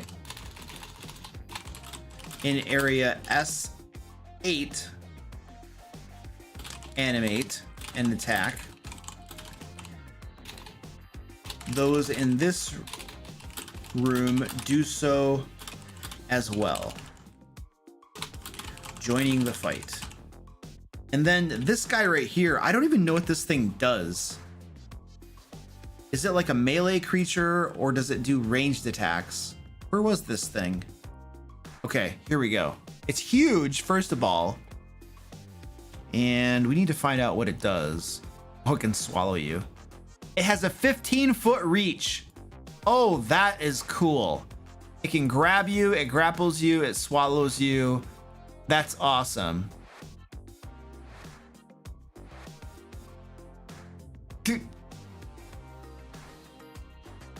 Oh, that's cool. This is cool artwork too, by the way. This is really cool. I like this a lot. But it has a 15-foot reach. So what we're gonna say is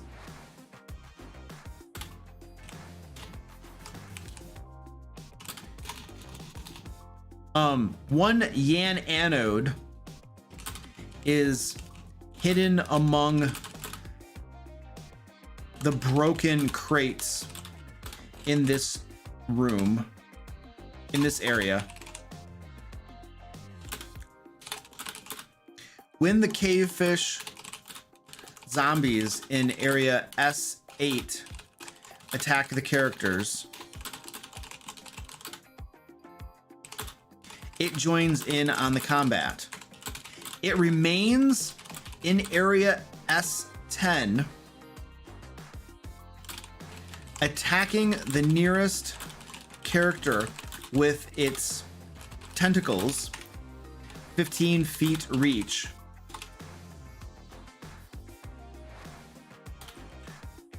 Drags them into the room and tries to gobble them up. And of course, rinse and repeat. Cool. So it's just like, come here, and then gobble, gobble, gobble. So that's very, very nice. That's cool.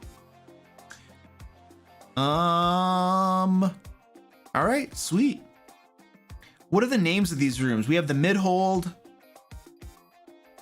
What is the front part of a ship? Is that the aft or something? What do you call the front part of a ship? Somebody help me. Yeah, players trying to make that thing a pet. Yeah, that'll happen. The bow? Really? The bow? What's the back of the ship called? I got people saying the bow.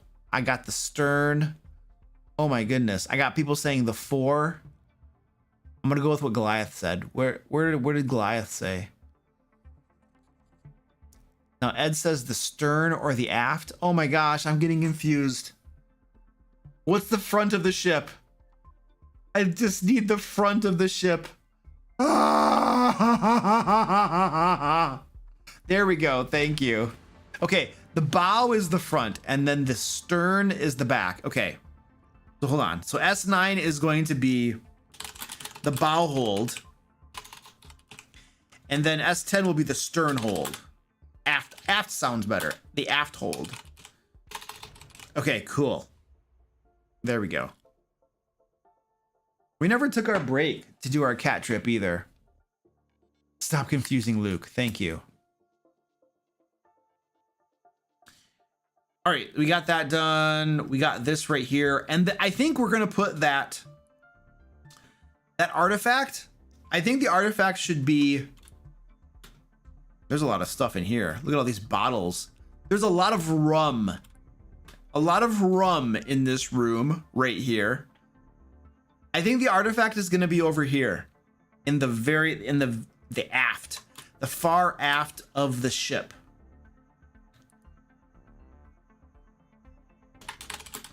The jade stone of the Tempest is stored in one of the crates in the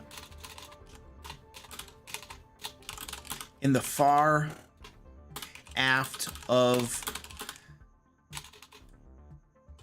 the aft hold. This area. Okay, cool. All right.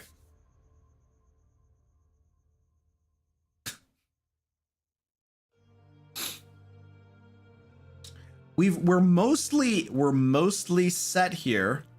The only thing we really need to do at this point is roll on our loot tables and then place loot throughout the adventure. So yeah, that's pretty cool. I need to take a little bit of a break here though. So I'm gonna go get some coffee. Oh, we're gonna do a cat trip. We are gonna do a cat trip really quick here while I go get some more tea and stuff. Before we do that though, I'm gonna play a little video here that's a shameless plug of my upcoming Kickstarter, Layers and Legends. It's gonna go live April 5th. We do have early bird specials going on, so you're gonna wanna click that link and go follow the project and get notified when it goes live, because you're gonna save lots of money if you back the project within the first few days. There are a couple different tiers that have early bird specials. So you'll wanna check that out when it goes live. And you know, if you think the resources will be valuable for you, then back the project.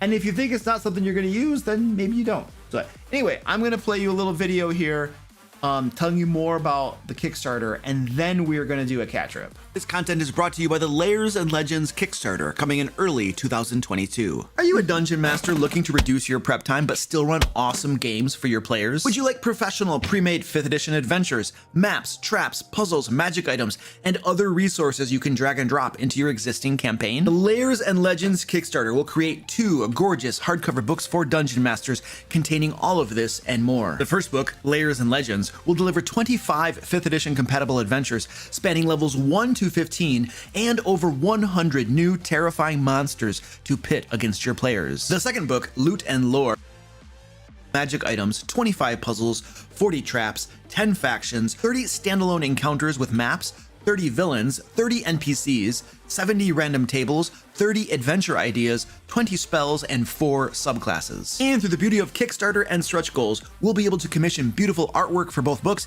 and add even more content. Furthermore, in addition to the hardcovers, you can also get both books in PDF format and a digital map pack containing all the maps from both books. And if you'd like to pick up a hardcover copy of our last Kickstarter, Into the Fae, it will be available as an add-on to Layers and Legends. Click the link below to join the Layers and Legends email list and get notified when it goes live. Okay, here we go. Let's go to the monitor. And this thing you got here, I still don't know where the banana is, and so we're gonna put catnip on these things right here and give it to my kitties. Oh, I have a few cats who are getting pretty excited down there. So here we go. Yes, you like this, don't you? There's one of them. And let's get this. I don't even know what this is anymore. It's a thing. Squeaky. Geez, Squeaky. He wants everything. He's so greedy.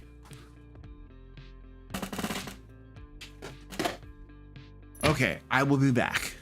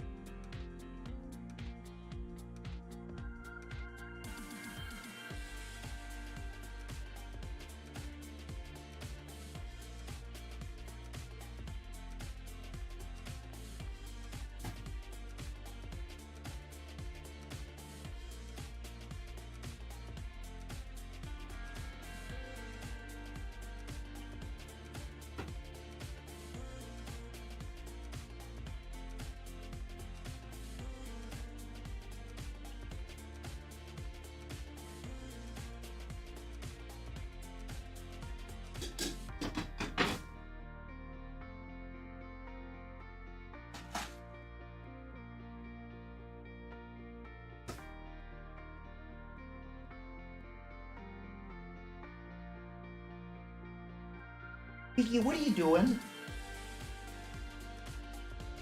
Stay on camera, please.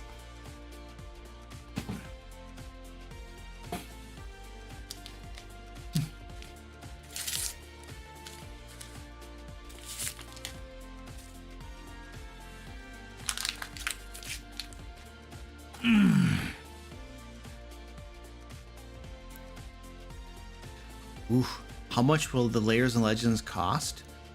Well, you're gonna have to wait and find out on April 5th when it launches. It's 2 hardcover books. So it's not gonna be dirt cheap. I can tell you that right now. And the hardcover books have crap tons of stuff in them. I'm estimating one of them is going to be probably around 300 pages, and the other one's going to be probably around 200 or so. And that's without stretch goals, which are going to add more content. So they're going to be big, chunky books, I'm estimating. So yeah, 2 hardcover books, baby. So if you're thinking it's going to be dirt cheap, then sorry. We don't really make dirt cheap products at the DM Lair. We make premium products for folks.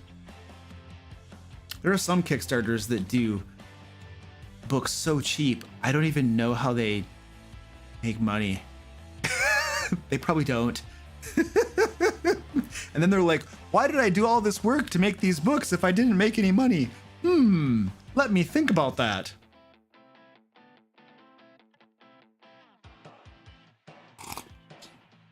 All right. Oh, baby. Oh, you guys ready to finish this adventure? Let's finish this adventure. All right. We were just going to roll loot tables, basically, and then decide we should probably put something here, too. But let's roll our loot tables, and then we're going to come back and do that and stuff. So for the loot tables, let's go over here. D&D Beyond, we'll go to sources, Dungeon Master Guide right there. Oh, by the way, we are doing a giveaway, a D&D book of your choice. There's a link in the chat, thank you moderators, where you can sign up for the giveaway. We're gonna draw the winner of the giveaway toward the end of the stream. I mean, at the end of the stream, so which is like not too long from now. So make sure you get your name in there. Let's see. Treasure! Random treasure. We're gonna do treasure hoard challenge 0 to 4. That's kind of all right. Well, anyway, go to DM notes. Contains treasure from. Let's do 2 rolls. Let's do 2 rolls. On the table in the Game Master's core rulebook. There we go. Beautiful. Oh, you know what we were gonna do too? We were gonna calculate the challenge rating. Or the adventuring day mechanic to see how I did. But we're gonna do that we're gonna roll the treasure first, place it, and then we'll do the calculation and see how I did, if I was pretty close. 2 rolls, but it's only 1 adventuring day. Actually, you know what? Let's take a look at something. This brings up a really good point. Literally right here, it says, over the course of a typical campaign, a party finds treasure hoards amounting to 7 rolls on the challenge 0 to 4 table, 18 rolls on the 5 to 10 table, 12 rolls on the challenge 11 to 16. What I'm getting at is that if you only ever have 1 roll per adventure, you're actually going to not give your players enough rolls. So it's okay to have 2 rolls on a table in an adventure. It's perfectly fine to do that. Generally speaking, when I'm running the game, you are probably going to gain a level every adventure, or maybe every other adventure, because my adventures tend to be kind of long. So that means that when you're going, if I have to do 7 rolls when you go from level 1 to 4, that means I need to do 2 rolls per adventure roughly. Or if I'm doing 18 rolls as you go from level 5 to 10, I'm going to be doing like 2 to 3 rolls per adventure. You see what I'm getting at? So it is not a thing that you only do 1 roll per adventure. Obviously, this depends on how quickly you advance your party. I use milestone and I tend to advance them roughly every adventure because my adventures tend to be long. So I need to have more than just 1 roll per adventure. So there's nothing wrong with having more than 1 roll in an adventure.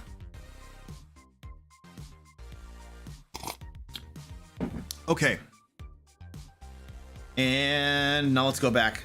Let's go back over to here. We're gonna do 2 rolls. We're gonna go to the end here. I want to put a little thing that says loot. And we're gonna get rid of this at the end, but I'm just gonna keep track of the loot right here as we roll it. And first thing, let's roll the number of coins. 17. So 1,700 copper pieces. Oh, we have to do it twice though. I'm just gonna multiply that. Oh crap, that's math. 3,400 copper pieces. That's spectacular. And silver pieces. So 220 silver pieces.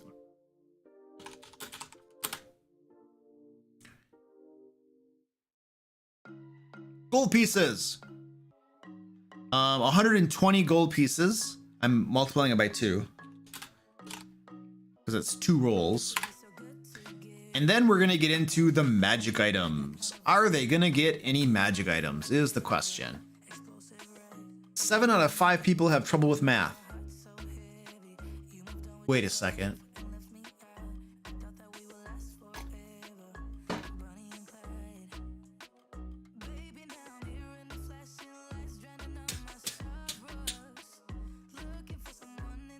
How do you feel about copper being the standard currency? Oh, that's beautiful. I put as much copper in my adventures as possible because my players love copper pieces. I shower them with copper pieces and they love me for it. All right. What was I doing? I got distracted. I looked at chat and I got distracted. Imagine that. Okay, let's roll this.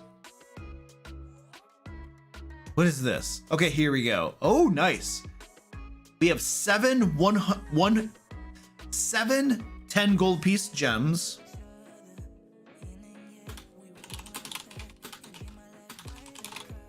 And then it said 1d6 times on magic table A. 1 time on magic table A. We got a 32. A potion of healing. Yay! And there was much rejoicing. So far, we're getting the shaft on magic items. I'm just saying. Let's do another one. We got a 91. We got a 91. Ladies and gentlemen, we got a 91, and I didn't even have to cheat. Okay, cool. So there we go.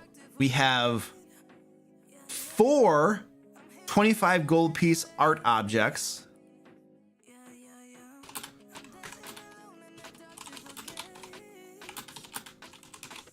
And then, oops, I picked the wrong button. I don't need you. And then 1d4 times on magic item table F. 3 times. 3 times. Oh, geez. Look at this. You guys, this is a good table. Holy crap. Look at this. We're going to roll 3 times on this thing. Oh, my word. A 4. A weapon +1. What kind of weapon would a sailor use? Or a merfolk? No. Oh, it's going to be a trident +1. Trident +1. There we go. The players will be like, I don't want to use a trident. This sucks. Sorry, buddy.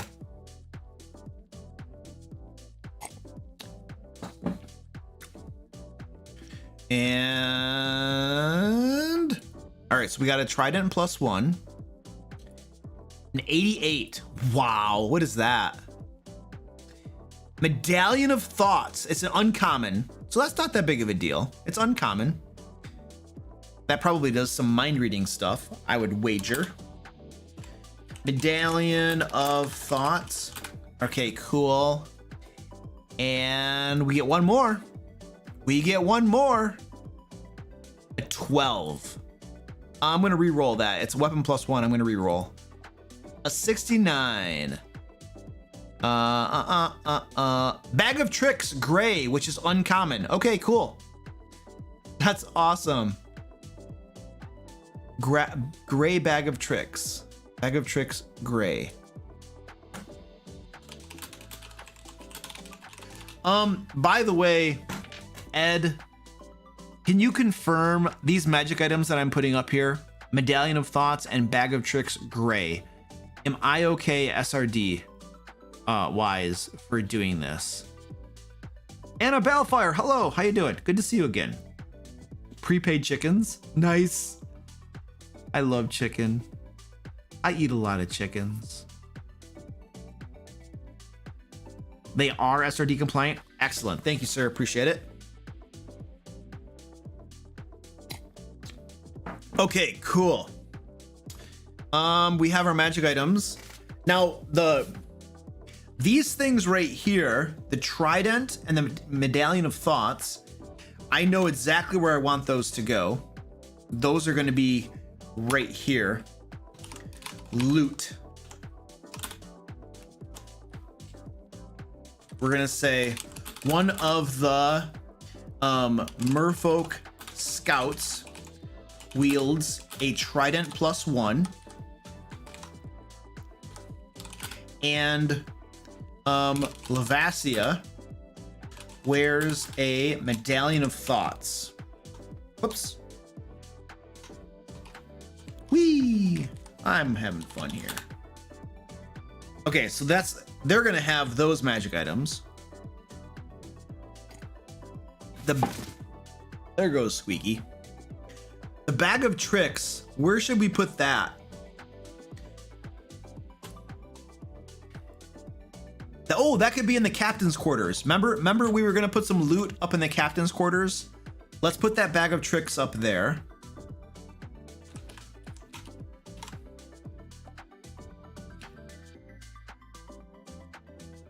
And there should be a bunch of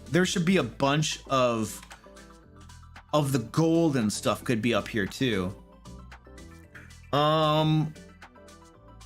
Let's break this out.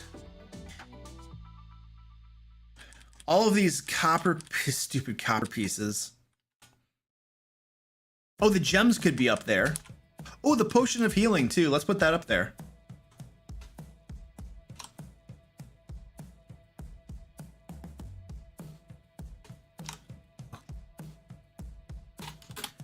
So you have 7 gems, 10 gold pieces each.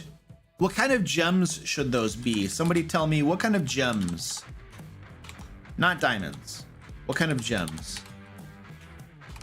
But what about Revivify? No.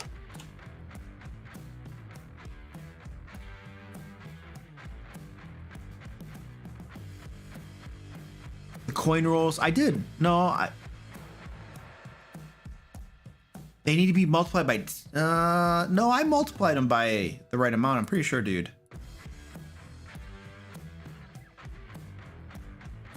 It was multiplied by 100. So I rolled a 17 and I multiplied it by 100, got 1700. And then I multiplied it by 2. This one was by 100. And so I got the thing multiplied by 100 multiplied by 2. So I did the right amount. And if you look at my averages, for the coins, oh, this is the one. I messed this one up. The silver pieces is the one I messed up. There we go. And that was supposed to be 120, I think. There we go. Now I think I'm okay. I think I got it now. Thank you. I messed up that a little bit there. Woo! What am I doing? Where was I? What the heck? What the heck was I doing? Oh, I got distracted. I think the gold pieces probably. Oh, you know what? What if we put these gold pieces on her?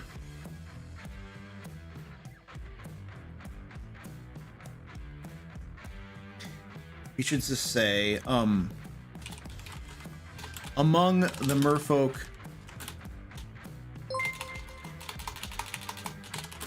merfolk carry a total of 120 gold pieces. There we go. Thank you. Hey, the clam. Yes, I totally remember you, dude. What's up? Wasn't it Ian? I think, isn't your first name Ian or something like that? Hey, dude. How you doing, buddy? Thank you for super chat, man.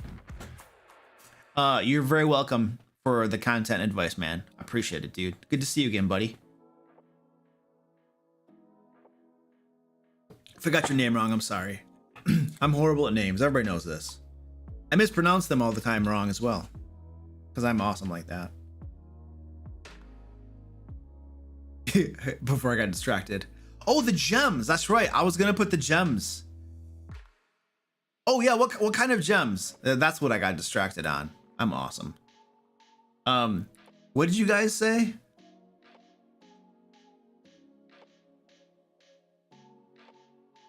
Sweet, I got it right. We're making a level 4 adventure. We're almost done. Aquamarine? We're gonna go with aquamarine. Aquamarine gems. There we go. No color. Hey, hey. There we go.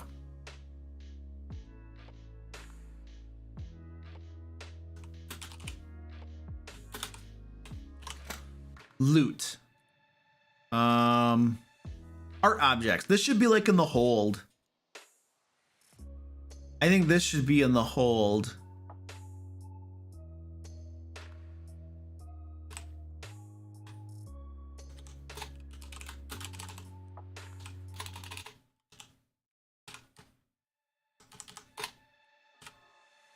I'm gonna put this all in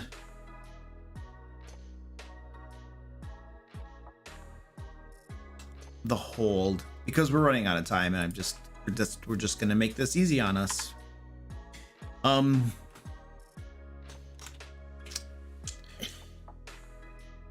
Let's see. The 3 holds, mid, bow, and aft, contain cargo and valuables worth a total of, and you know what, we should just convert those copper pieces and silver pieces to gold pieces. So this is actually 34 gold pieces and 220 copper pieces, or that would be 220 gold pieces. So we actually have about 300 gold pieces. There are also 4 art objects. The rest of the cargo has been destroyed from being emerged in water. From water exposure. There we go. Okay, cool. That's good enough. We've addressed the loot. We've put loot in the adventure. Obviously, we had lots of corpses and stuff where you could put little coinage and stuff sprinkled on them, but I'm not going to worry about that for the purposes of this adventure. That's the sort of thing you just, if your players check those bodies, you kind of make it up on the fly anyway. You don't really plan for that stuff. You just throw some crap on there. Ooh, I think my wife is home. John, what's up, dude? I'm doing well, dude. Let's see. Submerged in water? Thank you. I didn't have the word. Okay, resolution. What is the resolution to this?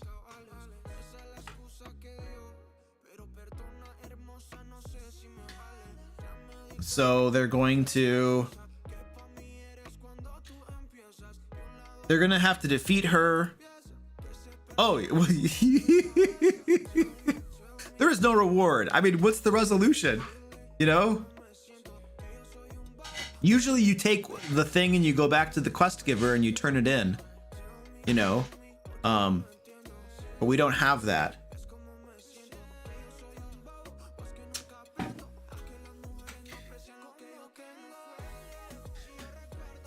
I don't know. If Lavasia is defeated, the characters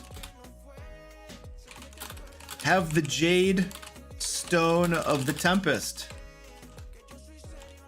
and must figure out what to do with it. I mean, there's not a whole lot going on because we kind of subverted the normal trope of how you do quest giving and stuff. The quest giver betrayed them. There's nobody to turn into or anything. So that's probably good enough. What else did we miss? Random encounters. What could we throw? Oh, no, before we do that, we were going to calculate the difficulty challenge. Remember, we wanted to see how hard this actually was? Hold on. Let me get some paper. We're going to do some math. So, okay. I got paper. We're going to do some math. For all of our encounters, we had 4 bone crabs. The bone crabs were CR 1/2.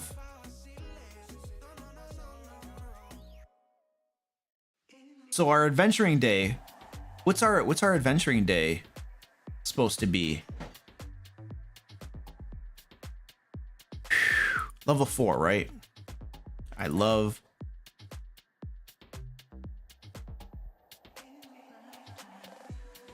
We're balancing it for 5 level 4 characters. And our daily budget is 85,000. Or 8,500, I should say. That's our daily budget over here. So now let's go over here and start calculating these things. We had the bone crabs, which are a CR. How many of those do we have? 4 of them, right? Oh, jeez, I can't. 4 CR 1/2. That's 80. That's 800. As the adjusted difficulty rating. That's what we're looking at. The adjusted difficulty rating.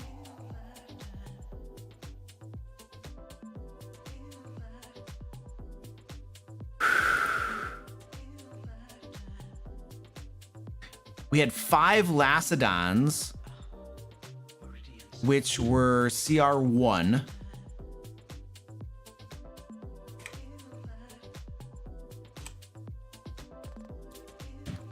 That had a 2,000. The problem with that one though is because they're all tied up and they're going to be like sitting ducks and stuff. So I don't think it's actually going to be that difficult. I think it's more like only fighting 3 of them, which is about 1,200. So I think that's probably more reasonable because we're making that fight easier. And then we had a mimic. That was a CR2. We had 1 mimic, which is a 450 adjusted difficulty rating. We had 5 skeletons. That's like a CR 1/4. Let's go over here. 5 skeletons. So that's a 500. And the adjusted difficulty rating. Then we had 2 cavefish a total of 4 cavefish zombies, and then 1 Yaniode or whatever that is. So it's like CR 1/2 and a CR2.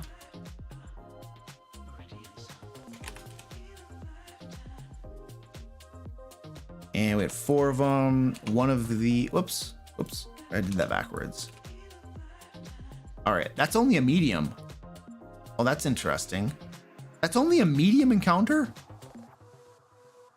Huh. That's pretty easy. For some reason, I thought it was harder than that. Anyway, that's 1,700.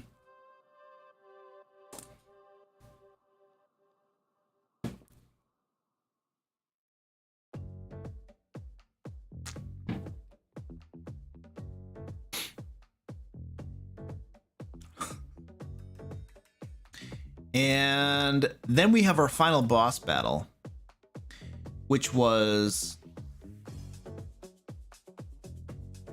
I'm not even going to count the merfolk wave because it was totally trivial.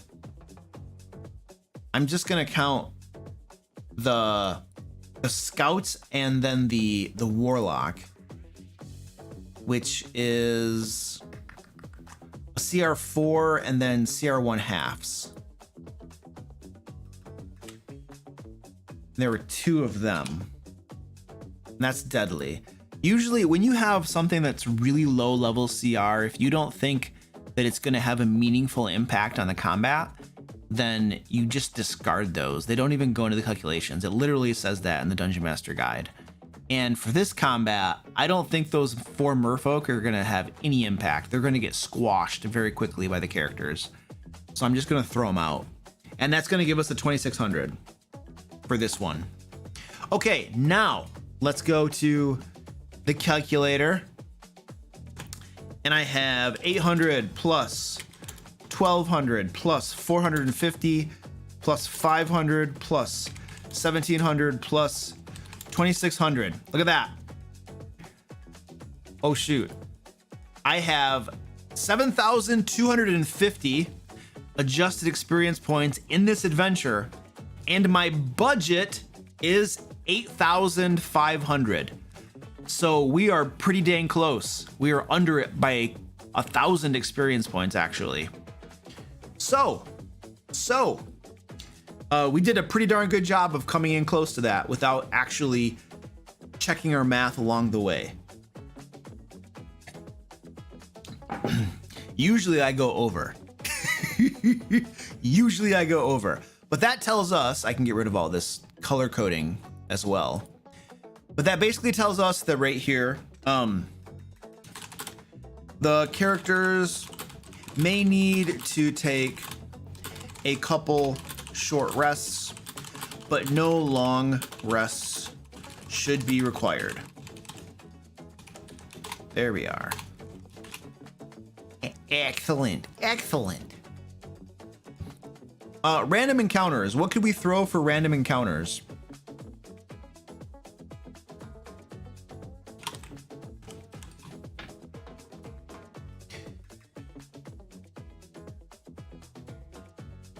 What did we have up here? Cavefish zombies. We could throw some of those in. Maybe like 1d4 plus 2 of those.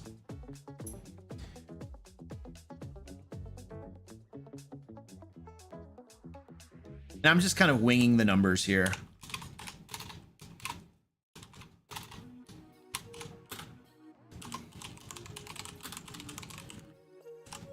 If we threw some Lacedons. Oh yeah. A swarm of jellyfish. If we did Lacedons, we could probably do 1d4 plus 2 could end up being very deadly. So we probably would just do 1d4 Lacedons. It's kind of swingy, but what are you gonna do? Water Weird is not SRD, so we absolutely could not do that.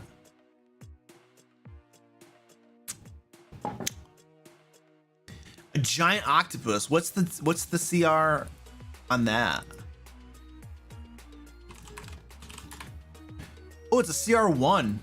All right. So we could do like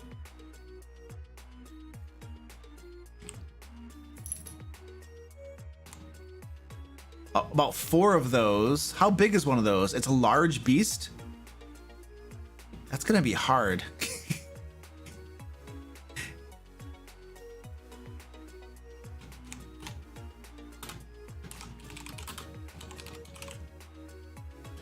one more thing. Yeah, quippers. Quippers? How do you say those things? Ah, I keep pushing the wrong button. Are those SRD? Swarm of quippers? Is quippers SRD?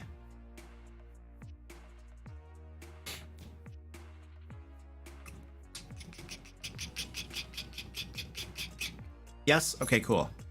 Let's do some of these guys. We should do like, we could do 1d4 plus 2 probably. Oh, come on. That's a hard. Yeah. 1d4 plus 2 would be fine for that.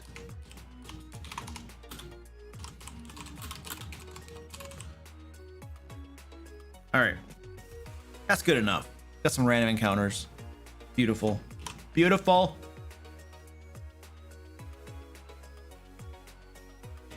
And I think we might be, oh, we have to name the adventure. This is our final step. I'm pretty sure we have everything else done. All we need to do is name the adventure, folks. Give me some ideas for the title of the adventure. And then we're gonna draw the winner of our giveaway. If you haven't joined the giveaway, please do so. There should be a link in the chat. And then throw some suggestions for the name of this adventure here. By the way, I didn't mention this, but this adventure will be published on my website, thedmlair.com, probably tomorrow morning. And it will be 100% free for you. You'll be able to get the adventure and the map that goes with it. So you can look for that tomorrow. Everything we create on these live streams, I put on my website and you guys can get it for free. That's how we do this. Every week we put out more resources as well on my site. By the way, John, thank you for the 220 super chat, dude. I appreciate that. The Jade Bunny. A salty surprise. Oh, I like that. Bunny Hop. The Soggy Bunny. Sunken Idol, Relic Scale. Drowning in the Depths. The Salty Bunny Tempest. Salty Surprise. That's really catchy. A salty surprise is catchy.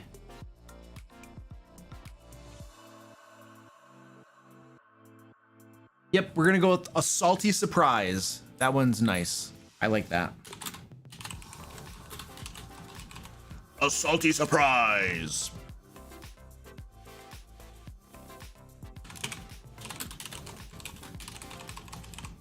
Whee!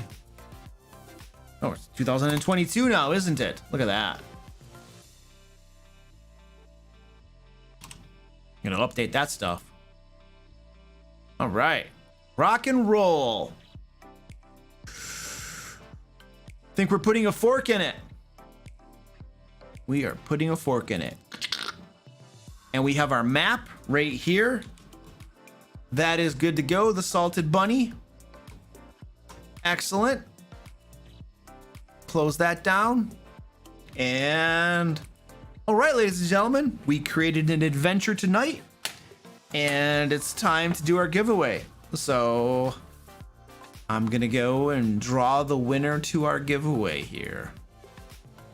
Ooh.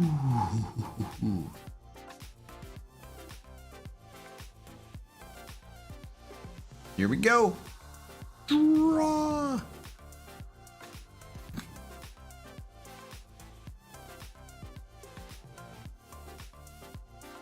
Oh! Hey! Heather Burke! Are you still with us, Heather? Yes, yes, she is. You won. Heather, you won.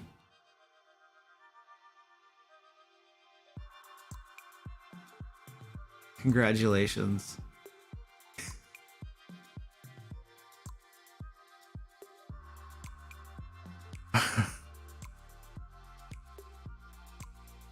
I guess I don't get the Shimothy Timbers thing, but I'm glad you're enjoying it.